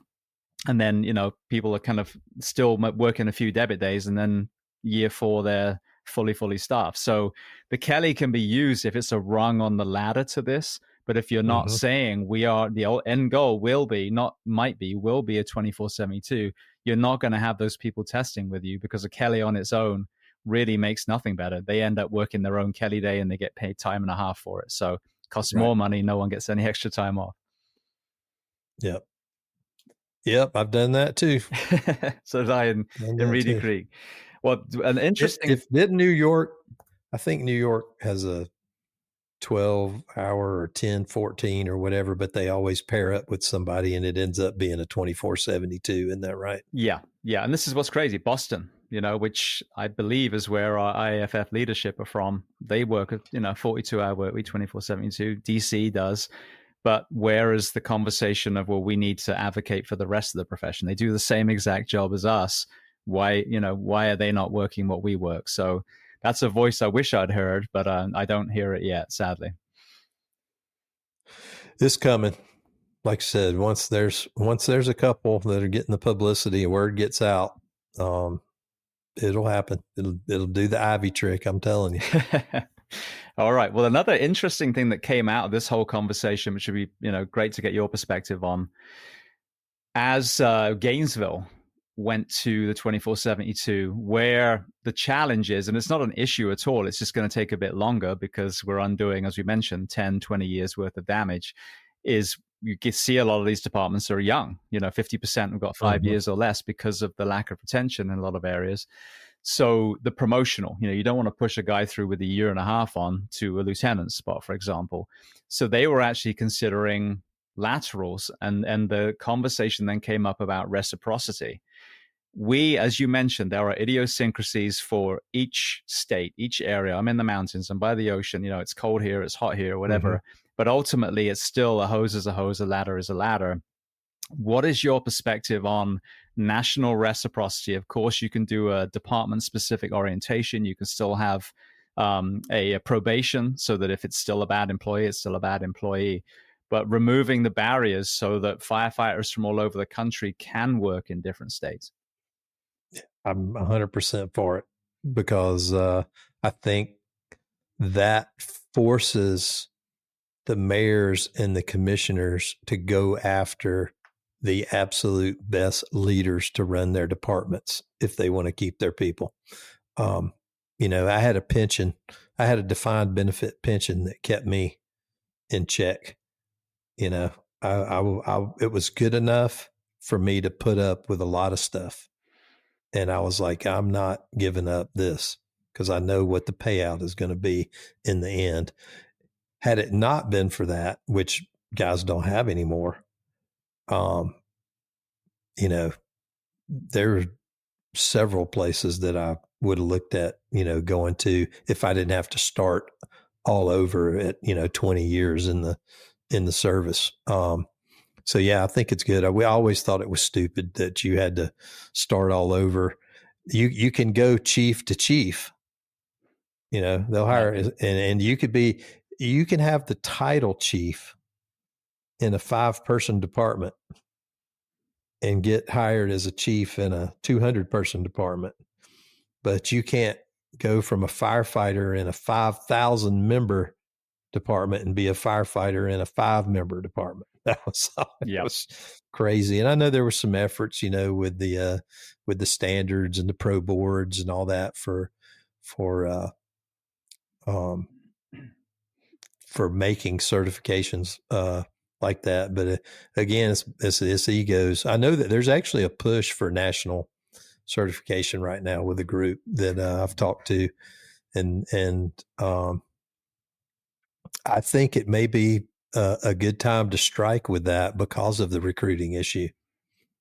And I know I'm talking to some chiefs in Florida. One of the things they found when they did their study a few years ago was that even though a department may look like they're winning, all they're doing is robbing from the same pool. So it's like there's only so many people interested right now. And if the city of Miami hires 30, well, they've probably taken 20 from a county somewhere close by that has 3 to 5 years on, and they're pulling them now. It's creating a vacancy there. And those departments, like, they consider themselves a training department to go somewhere else. But I think it would be good for the fire service to have that ability, that portability, and again, I think the consequences would be it would expose the bad leadership even more. Yeah. It's interesting with what you just said as far as a comment, because the former chief turned deputy city manager of Plano, Sam Greif, make sure I spell that right, was saying that he was kind of being, lauded by the chiefs around him, like, oh, you're going to take our people. Well, firstly, Plano, from what I understand, I know Pasco County, they were the stepping stone departments. So firstly, they finally get their turn to, to get some of the recruits because they kept losing them to these other departments that are now complaining. Secondly, if you take a step back to what we were talking about earlier, when we were testing against thousands of people for a handful of jobs, that's how it used to be. So it's not, the goal isn't to pinch people's firefighters. It's to inspire the entire young generation to come into to this want to profession. be. Yep. And someone told me that apparently in Florida, I think it was 20%, it might have even been 30, might be 30%. Either way, a large percentage of certified Florida firefighters are not working as firefighters. So that in itself, you have a pool, myself included at the moment, even though it's lapsed because of that ridiculous, whatever it is, 3-year thing. Like I'm going to forget how to pull a hose. But, so you have that pool to pull from. But the ultimate philosophy is the rising tide lifts all ships. If Plano, Texas has the courage to actually be the first ones to move, good for them. Good for them. Who was the first department that put SCBAs in? Who was the first department that, put physical fitness standards, that put mental health counseling? I mean, you've got to have these first people that then become thought leaders for everyone to follow. Like you said, someone's got to plant the ivy in the first place. So I think it's very unfair for chiefs to start bitching about, this progressive shift change, for example, like, oh, they're going to take our people. Like, no one said you didn't have to change too. If you want to be part of that, those thought leaders, the first wave, then do exactly what Gainesville and Plano and Pasco and Boynton and all these other departments, Kissimmee, have done. They just said, you know what, we're gonna do it. That's it. That's all it takes. Even reciprocity. Anaheim, when I worked there, they were like, all right, we'll take certs from around the country. They took my cert as a Florida firefighter. I worked in California because they just went, well, it works for us. That was it. End of story. So the power that you have in a department to go along with this, because all the tools are out there, you can make a change and move forward, or you can sit on your hands and you can cry about how it's not fair that someone else is doing it better than you. I think it's awesome. I love challenging the status quo, and the people that complain the loudest are usually the ones that are most attached to the status quo. And it's true in life, I mean, they're gonna, and what's really funny is some of those chiefs that are complaining the most are probably the ones that complain about their guys not wanting to change. Yeah. It's interesting. I had a good friend of mine implemented a policy in his department to where he was having recruitment problems, and they started surveying folks and finding out what the deal was. And the biggest deal was they didn't want to ride the ambulance. They wanted to be fire only, and they didn't want to ride the ambulance. So he put a new program in and hired medics to ride the ambulances.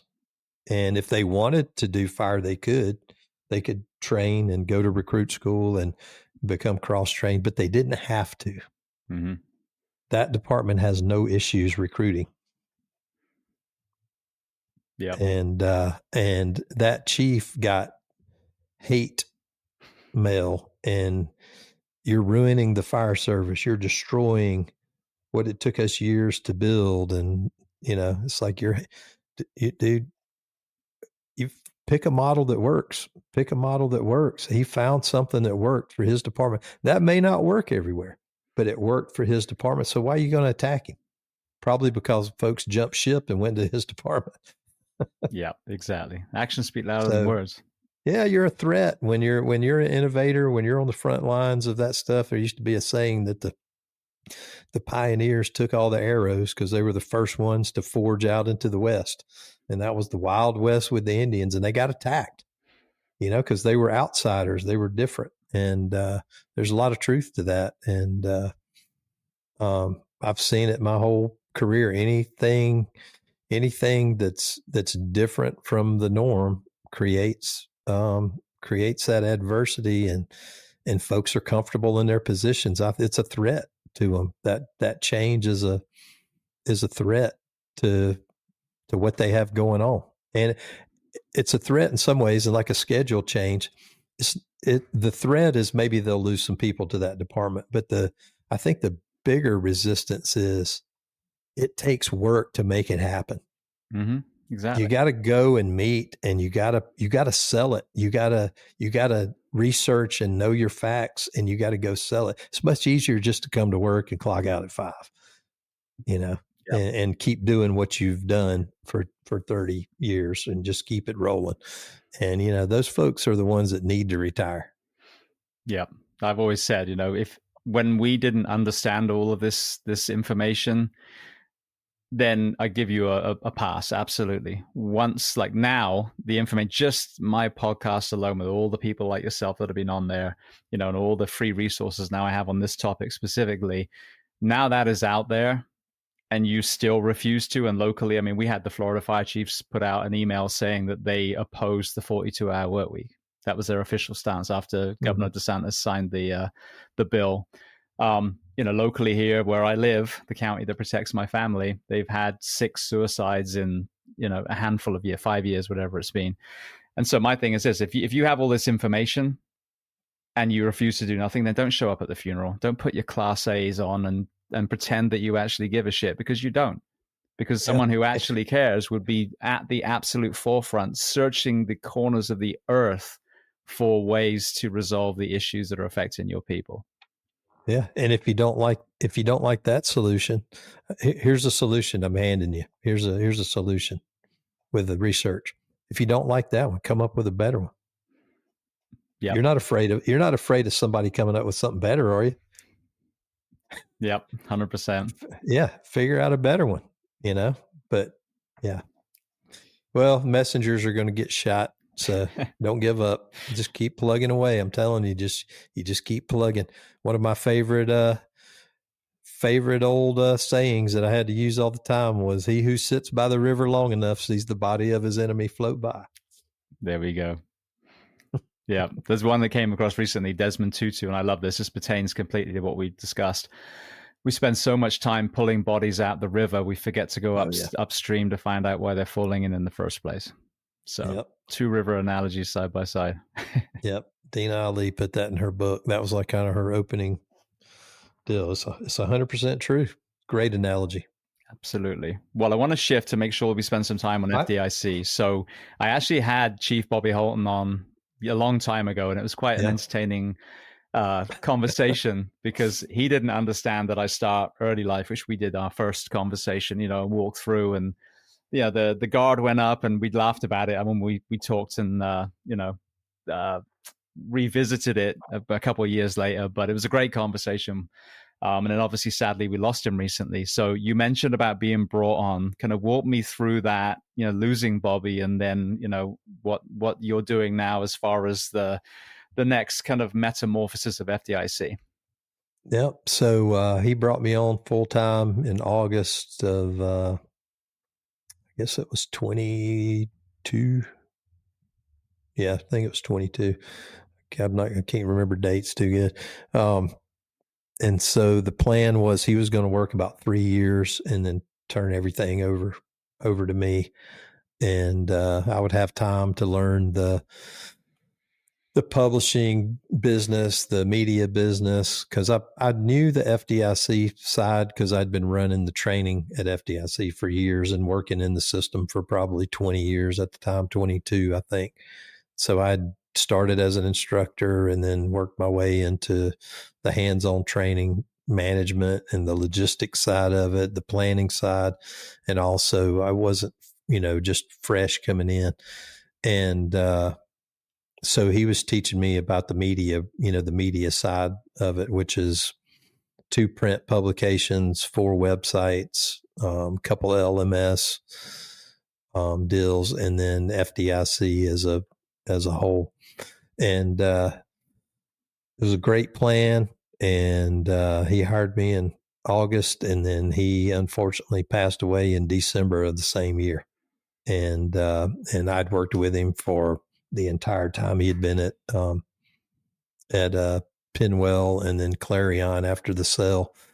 And so we had worked together very close for those 20 plus years. And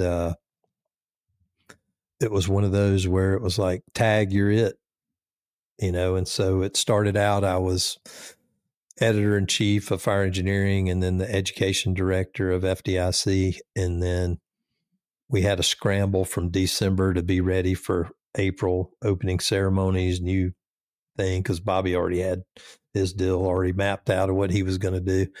So we got through that year, which was a blur. And then I actually got promoted inside the company to vice president of education and sort of the group editor. So I had all the brands. So it wasn't just FireEngineering, it was gyms, Firefighter Nation, and fire apparatus. And over the last couple of years, we've added some folks, and I've actually got editors now for each of the brands, where we only had fire apparatus covered fully. And we had a web editor for gyms, and then we brought on an editor, a development editor for gyms. We brought on and rebranded Firefighter Nation to just deal with mental health, physical wellness, and culture, anything culture related, lifestyle, firefighter finances. And that went from just an old blog platform to being its own identity and brand now with Stephanie White. And actually, I just got her full time day before yesterday. So I've got a full time editor there, and so that mission's really growing. But yeah, it's been a hell of a learning curve, kind of learning the corporate side of the world and still staying true to the educational piece and FDIC. And it's really two jobs, but like everywhere, it's like, we're short staffed too. So having FDIC and having all the media brands is a lot. But the FDIC side, we got a great team with our advisory board, and we have more submissions than ever coming in. I think I remember 5-6 years ago, we'd have about 800 submissions, and then it went to 1,000, and then we were like 1,170 this year. And it's kind of like that recruiting thing. It's like, I think we've really created a lot of excitement around FDIC. We've added a lot of hands-on training sessions for this coming year. Last year we branched out from Monday, Tuesday only for pre-con and hands-on to we did hands-on all week at a limited capacity. And we're going to do even more. We're going to do live fire training into the week now. So there'll be live fire Monday, Tuesday, Wednesday, Thursday, and Friday. So there'll be students being bussed out. We've increased the amount of hands-on training positions. So when I say position, that's an individual taking one class.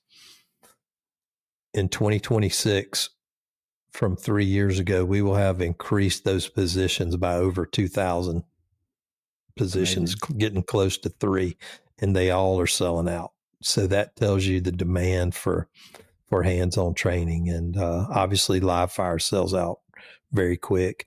The registration opens earlier and earlier every year. So it's opening the first week of October, and the show's big. We got a few new things planned. One, we dropped the second day of opening ceremonies, and that was a decision I made because I wanted to add a full 4 hours of classrooms, which allowed me another 20, 30 classes that I could use in that time. And I think, I love the pageantry of open ceremonies and the bagpipes and the keynotes, but I didn't think it made sense to do it twice.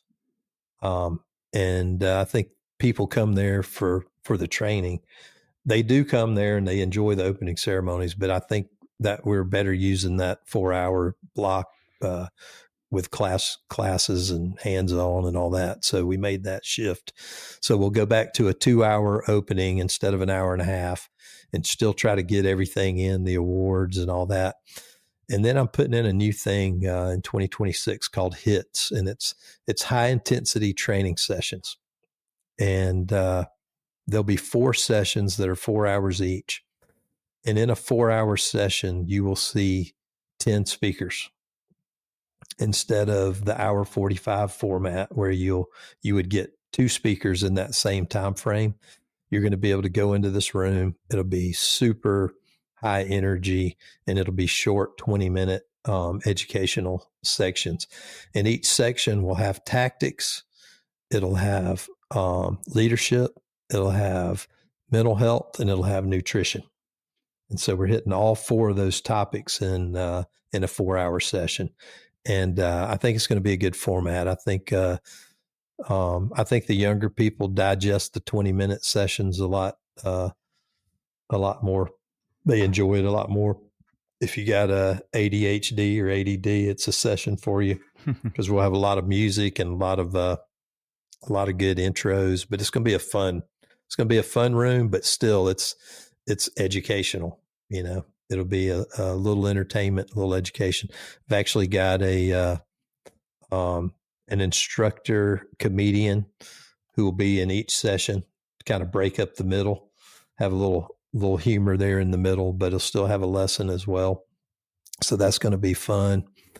And then that live fire through the week is a huge challenge for our team, but our attendees want more live fire. So that's the only way I could give it to them, because I'm limited on the number of breathing apparatus I have. And so the only way to do more is to spread it out among more days. So. Well, that makes a lot of sense, and it circles around again to, like you said, that balance between classroom education and real hands-on training. And I think that's what the Orlando Fire Conference did very well. Was I did like Eric Wheaton's oh my goodness, vent class, vent can confidence. Yeah, no, not the can, the vent enter search. VS. Really, yep. Yeah, amazing class. This was kind of right at the tail end of my career before I transitioned out to do this fully, but then they had the 10 for 10, they called it there, where it was short, presentations. And I think that's the problem, is sometimes people turn a 10-minute presentation into 2 hours, and they're kind of just hitting the same thing over and over again. So some might take a long time to really, extrapolate, and some may well be a perfect fit for a 10 or 20-minute class. Mm-hmm.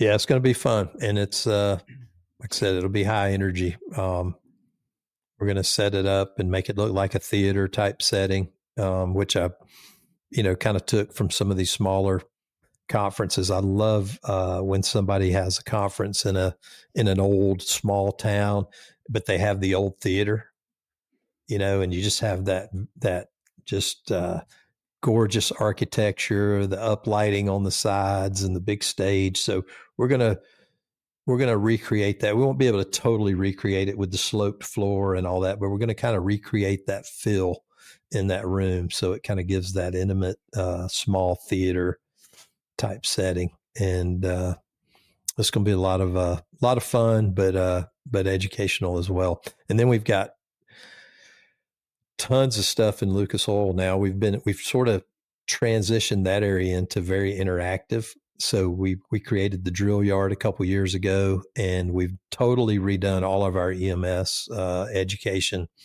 bringing in some really big names in EMS education, and where we have the drill yard and we have a couple burn buildings and a tower and some other props, and folks are able to actually do evolutions and do training in those areas. We're going to do that for the EMS section too. It'll be a continuation. So you're going to see some, we're calling it Sim City. And so there'll be all these interactive simulations and role play. There may be an accident, a vehicle accident set up with an upside down car, but a live victim in it. And the live victim may have props that attach to your arm where you can start an IV, and it'll be very, very interactive. So trying to bring that hands-on element to the EMS side as well with the gyms formatting. And then we've got summits. We've got industrial fire summit. We've got aircraft fire summit. We've got metro officers.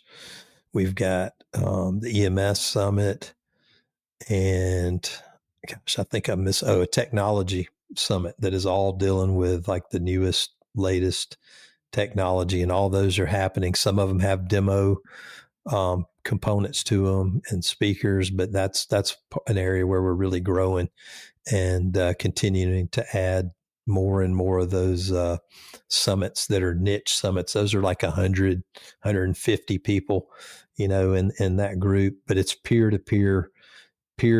education, they design it all themselves. We just kind of give them the platform to meet and assemble there. And then on top of that, we've got the Air Force education piece. They do their training there. We've got the DOD. We've got the North American training directors that come. We've got the Fire Academy alumni meets there. It's all encompassing. I mean, I always say it's where the entire fire service comes together. Manufacturing, tactics, education, everything is in that one place. And we went over 37,000 last year, and we can't wait for the new hotel to open because we need more room. And we got we won't be open in 26, but in 27, we'll have a new hotel and some more ballrooms and some more room to even add some more stuff. So we're constantly reinventing ourselves and looking for new opportunities, new content delivery, and also conscious with one of the reasons we did the drill yard is that we know how expensive it is. And of course, a lot of that's out of our control. That's hotel and travel and some of that stuff. But, we had some people that said, it's just too expensive and all. And so we've created training opportunities for people that just buy a exhibit pass.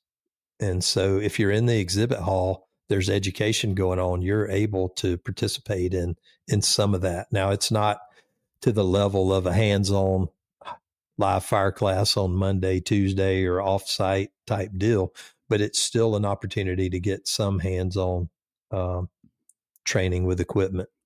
So trying to think of everything, man. It's a lot. Sounds amazing. It really does. Speaking of the exhibit hall, what are some of the innovations that you're excited about on the technical side? I've made this comment many times. I don't know if you can see over my shoulder there. There's the blueprint for the American fire helmet. I think it's dated 1937. So I believe that maybe there's some possibility for innovation when it comes to our headwear in the fire service. I always kind of chuckle when I see people presenting the same helmet as the latest and greatest. But that aside, there's obviously a lot of areas, drones and other areas that are becoming extremely exciting. So what technology-wise are you seeing, protective equipment, anything that's exciting you as far as the next kind of phase in the fire service? Actually just had a call this week about a new helmet technology that really makes the helmet super light. And it was incorporating some hard hat technology into fire helmet. Probably one of the biggest push, like you said, is electronics, is tracking, accountability, in any of the wearable type stuff. We just did a piece on there's a wearable that wakes you up instead of the horn or whatever. It vibrates and is that Ease Alert? I can't remember what the name of it was, but there's one that'll shake the bed. There's one that'll that you wear on your wrist. So there's tons of that stuff. Radios are incorporated into cell phones now, and so that's interesting. And these are like military grade, intrinsically safe cell phones that can not only communicate over the radio frequency, but also keep your location, and they can keep your location horizontal and vertical now. So as you're getting smart cities and more floor plans, you're seeing a lot of integration into like the command software, and then the city infrastructure, or Google Maps, or Google, 3D, that kind of stuff. So definitely a lot on the technology. Some of the drones have lift capabilities. Last year we had the I call it a drone. It's really an airplane, but it was a personnel delivery vehicle that doesn't require a pilot's license. And so, like, for search and rescue, you could get in this thing. It almost looks like one of those old enclosed bicycle solar deals that they used to have. It's like you get in it, and it's a drone. I mean, it's 4 propellers, and off you go. And it's just a 1-person vehicle that can, you can deliver a rescuer somewhere in the woods, or a long ways away fast. So things like that are there. There's drone technology that delivers defibrillators to the public. If you call 911, that's been around for a few years, but it's gaining popularity. Just tons of tracking your vital signs, and temperature upgrades, and wearable shirts, and things that can transfer information back to a database that can alert command if temperature gets over a certain amount, or your pulse rate gets over a certain amount. I always feared, as an incident commander, information overload. And so I think most of the companies realize that, and these are things that run in the background and then alert you, when there's a problem. So that's cool. Some minor new technology is out there. Obviously, PFAS being a big issue. There's a lot of changes in gear, and those are the biggest ones that I'm familiar with off the top of my head. There are some remote vehicle, like robot type things, similar to the bomb squad deals, that can actually have a hose attached to it and go in and deliver water to, like an industrial fire, or Like a basement a fire. big warehouse fire, or something crazy like that you need that access. But technology's going, man. I think the biggest thing is in information collection, the amount of data that's out there that can be processed. Nobody has invented my dream invention yet, but I'm still waiting on it. That'll be when we can pull up on the scene and open a pouch of about 100 marble size drones and robots, and we throw them in the front door, and they search the house in about 15 seconds and feed us data back to our face piece and tell us exactly where to go to the victim. Well, I'm waiting on that. That'll be amazing. I've always said this is for coming. years. It's coming. 2 innovations would be a radio that works in an elevator, and gloves that you can actually tie a knot with. Yeah, and We're still wearing boots. these pillows on our hands. Yeah. Yeah. I had Richard Browning on the show, who's the English inventor of that kind of jetpack, and he's holding one in each hand.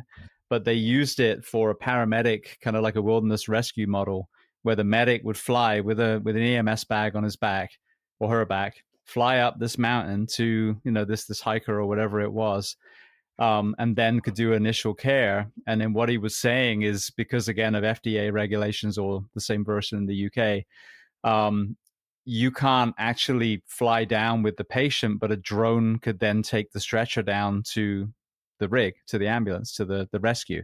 So, I mean, that was another really exciting thing, whether you're in the enclosed thing you're talking about, or simply like a jetpack where you're piloting it. You go to the person, you initiate care, you package them, you send them down to the receiving crew, and then off they go. So it's amazing the potential where that can factor in. But obviously, I don't think there's any danger of them removing humans. But like you said, no. If you know exactly where a person is on a primary, and you're not wasting time going to overfire where you could fall through the roof, or searching rooms that are completely empty. I mean, that whether that's a bunch of marble-sized drones or whatever it ends up looking like, technology to see through walls, that would be a phenomenal thing. Then the human beings go and actually pull the person out. Yep. There's a new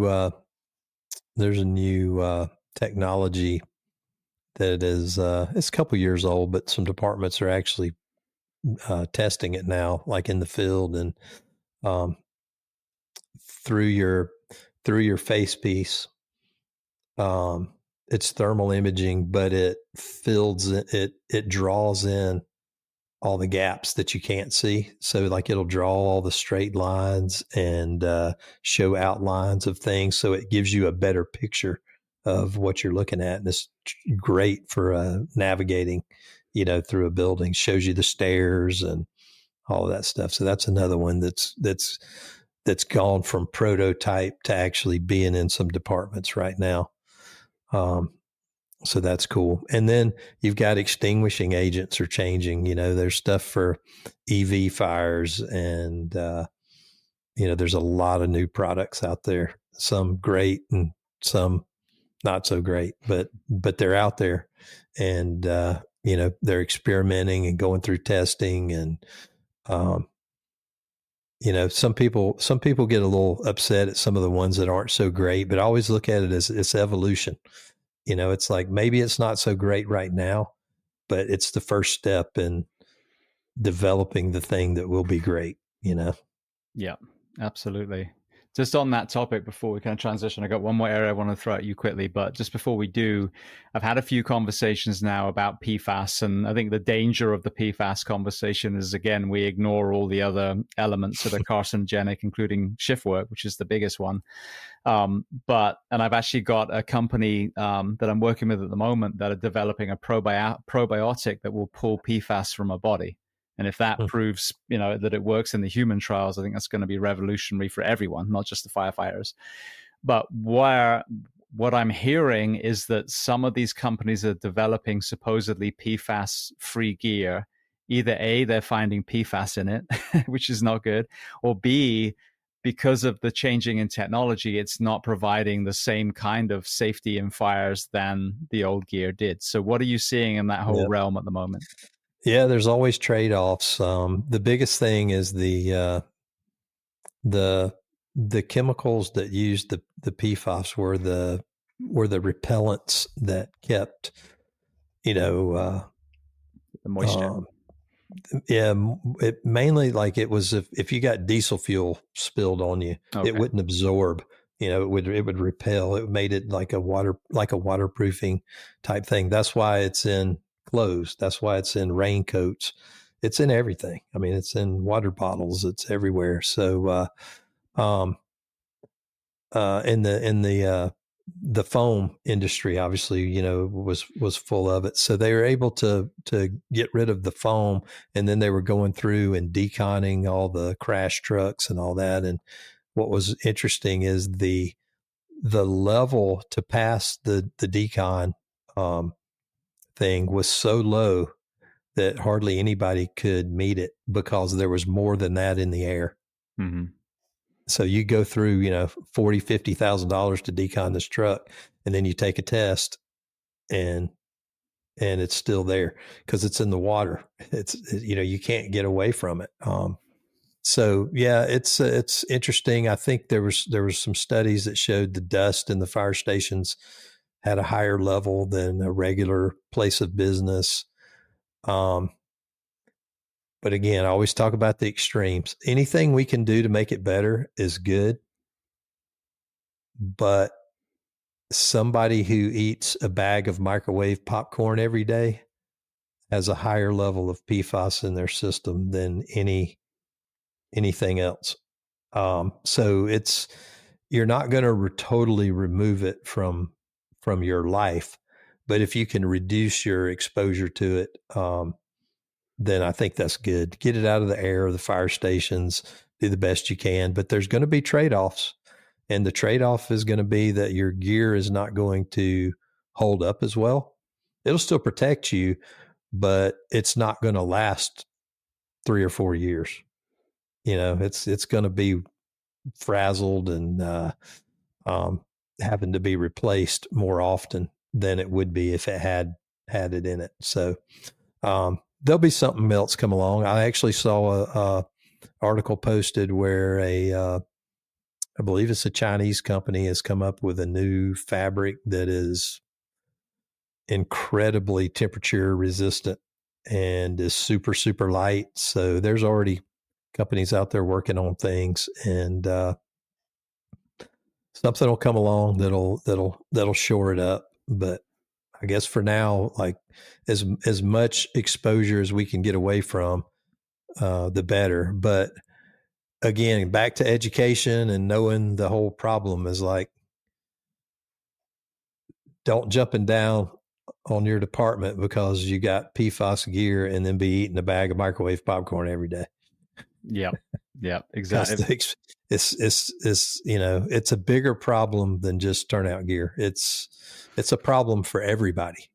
Mm-hmm. And we may have a higher level because of our gear, but we're not going to totally eradicate it from our diet and system. I did blood work this company paid for, and this company has been very, very clear. Like, you also need to find out what the levels are in your local drinking water. So they're not trying to scaremonger on fire alone by any means. But mine was like off the charts. And my blood work is always great in pretty much every area. But PFAS, it was like, I needed an extra screen to see where it actually landed. It was so bad. But this is, kind of like with the shift work. It's like, well, we have to be awake for 24 hours. We have to be awake at night. That is a truth.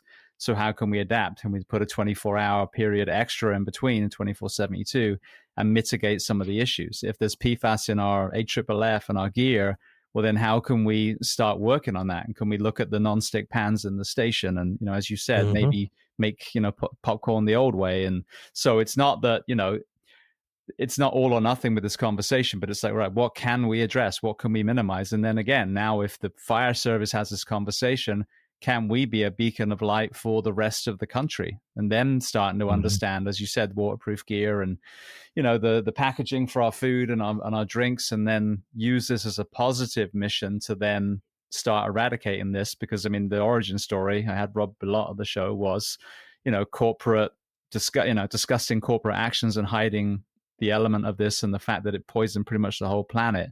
So as you said, it's there, but what can we do now to reverse this? Can we use probiotics to take it from our gut? Can we, reduce the exposures? And then, if it is in the fire service in certain areas, what is the technology that will replace it down the road? Mm-hmm. Yep. At least that was a pretty fast conversation with that one. I think it went from first hearing about it to major change in less than five years. Yeah. So, and I've talked to all the manufacturers of gear, and for the most part, all of the new stuff is highly, highly reduced or not existent at all. Now there's still stuff out there, but like in their plans, for building new gear, that they've removed it. And then what's going to happen? The fire chiefs are going to go nuts because gear only lasts a year, and they're used to it lasting 10 years. Yep. Yeah, exactly. Well, but that that could be a change for exposure too. We talked about that in one of our many meetings that I've been a part of. Is what if gear becomes disposable? What if technology makes it to where the gear's disposable, and it's maybe parts of it are reusable, kind of like the rockets. Maybe there's parts of it that can be cleaned and reused, but there's other parts that you just throw away. Mm-hmm. Yeah. It's interesting when you look at other industries that are around, nuclear, biohazards, all these things, and then you can put it side by side with us. It's pretty ridiculous the way that we certainly did it for a long time. And then we'll have that whole cultural issue. That's my coat. Mm-hmm. Yeah. I've got to keep my coat. Yeah, even getting the two Swedish firefighters on that were behind the Skellefteå model, the clean cab and all the pushback then, and again, it's these extremes. Like, we're not saying it has to be surgical like an operating theater, but should you be sitting in your gear while it's off gassing in the cab? No. So there is, Yeah. again, a middle ground where, I mean, I was a tillerman in California, and so you didn't have your pack in the cab. You had to throw it on. And I Right. realized, oh, we don't need to have our packs in the cab. It takes 6 seconds to throw it around your back and snap it on. And that way, as you alluded to earlier, there's a higher chance that you're going to put your seatbelt on because you're not screwing around with your pack in the back, and then you get into a fatal accident. So I think, that middle ground is where a lot of the truth normally lies. Somebody said it best when they were talking about cancer prevention. They were like, take a shower, wash your gear, wash your pack. That's it. Yep, exactly. Well, one more quick area before I let you go. I know we've got more than 2 hours now. The Guardian Center. I actually ended up visiting that. One at the time, there was a Marine that was in charge of the area. Scott was battling his cancer at the time. That's who I'd originally gone to meet, but was blown away. Having worked, like I said, East and West Coast, the level of training that was possible in that facility was absolutely mind blowing. So talk to me again, if we're talking about innovation and trying to get our first responders to the most realistic of training. Talk to me about that facility and let's kind of shed some light on it, because I was so impressed. Yeah, and it was all privately done. He had a very wealthy person, I believe he was from Texas, that got interested in this site, and this was an old military. Well, it was an old Northrop Grumman site, and where they built missiles, and close to the Air Force base. And it never actually got into production because they couldn't meet a lot of the standards. So it was a huge piece of property sitting there. And this guy had a dream to build this massive training center that could be used by the military, fire departments, police departments, EMS. And it was kind of a post 9/11 type dream, seeing the need for it. And it's Disney World. I mean, it is. It's unbelievable that the props are there, and it's basically for rent to anybody that wants to use it. So you don't. It's not necessarily that you sign up for classes and go there. It's more for agencies to lease it and bring their instructors and their folks. So I know the Special Forces uses it all the time. There's collapsed buildings. There's a small little neighborhood that can be flooded for water rescue. There's a subway with tracks and subway cars, multi-car pileups. There's residential houses, commercial buildings. There's several mock city blocks that are full-size buildings where the military can do close quarters combat, police can do SWAT training, fire departments can do gas leaks, structure fires, building collapse, confined space. I filmed 13 technical rescue training minutes there in August, probably 10 years ago. And it was the hottest I think I've ever been in my life. But yeah, we had a full film crew down there, and we filmed for 2 or 3 days straight. And we still have those up on Fire Engineering training minutes. But it's phenomenal, and it just goes to show it's like back to innovation. I mean, when you look, and you can Google it and see pictures of these buildings. I don't know of another training center that has that level of variety of scenarios that are that realistic, like collapse buildings. And it's not just one type. It's like a metal collapse building, a concrete collapse building, a residential collapsed building. And it's phenomenal. So it's definitely worth checking out if you've got a team that needs to go in a realistic environment and train somewhere. It's definitely a place to go. But don't go in August. It's in South Georgia. I wish I could remember the name of the gentleman that showed me around. Mike is popping in my head. It was Scott Brantley, I think, was the one I was originally meeting. Yeah, Scott was there and actually is in some of those videos with me. Okay. Yeah, one Yeah. of the things that was interesting he was telling me though, and I think this is in a military sense, but they even had the ability to use real human cadavers, like whole human Yep. beings in the trade. Now, I don't know how you sign up to donate yourself to be used as a dead person in the Yeah. Guardian Center, but yeah, so Yeah. it's fascinating. Yeah. We actually have full cadavers at FDIC too. Oh, really? Yeah, we have the actual cadaver lab. So yeah, those are people that donated their body to science. Brilliant. Well, for people listening, let's go to FDIC first. If they, want to register for this year, if they just want to learn more about it, where are the best places online for that and fire engineering? So FDIC.com website is up. Registration goes live on October 6th, and multiple options. We got group discounts, a la carte, however you want to do it, to try to fit your budget.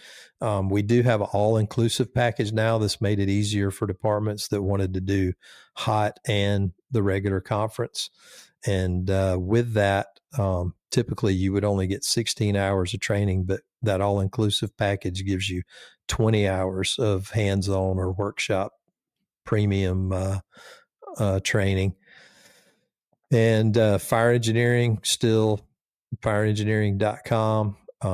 You can subscribe for print magazine, digital magazine. You can subscribe to newsletters and get updates 3 or 4 times a week with links to like the most popular articles.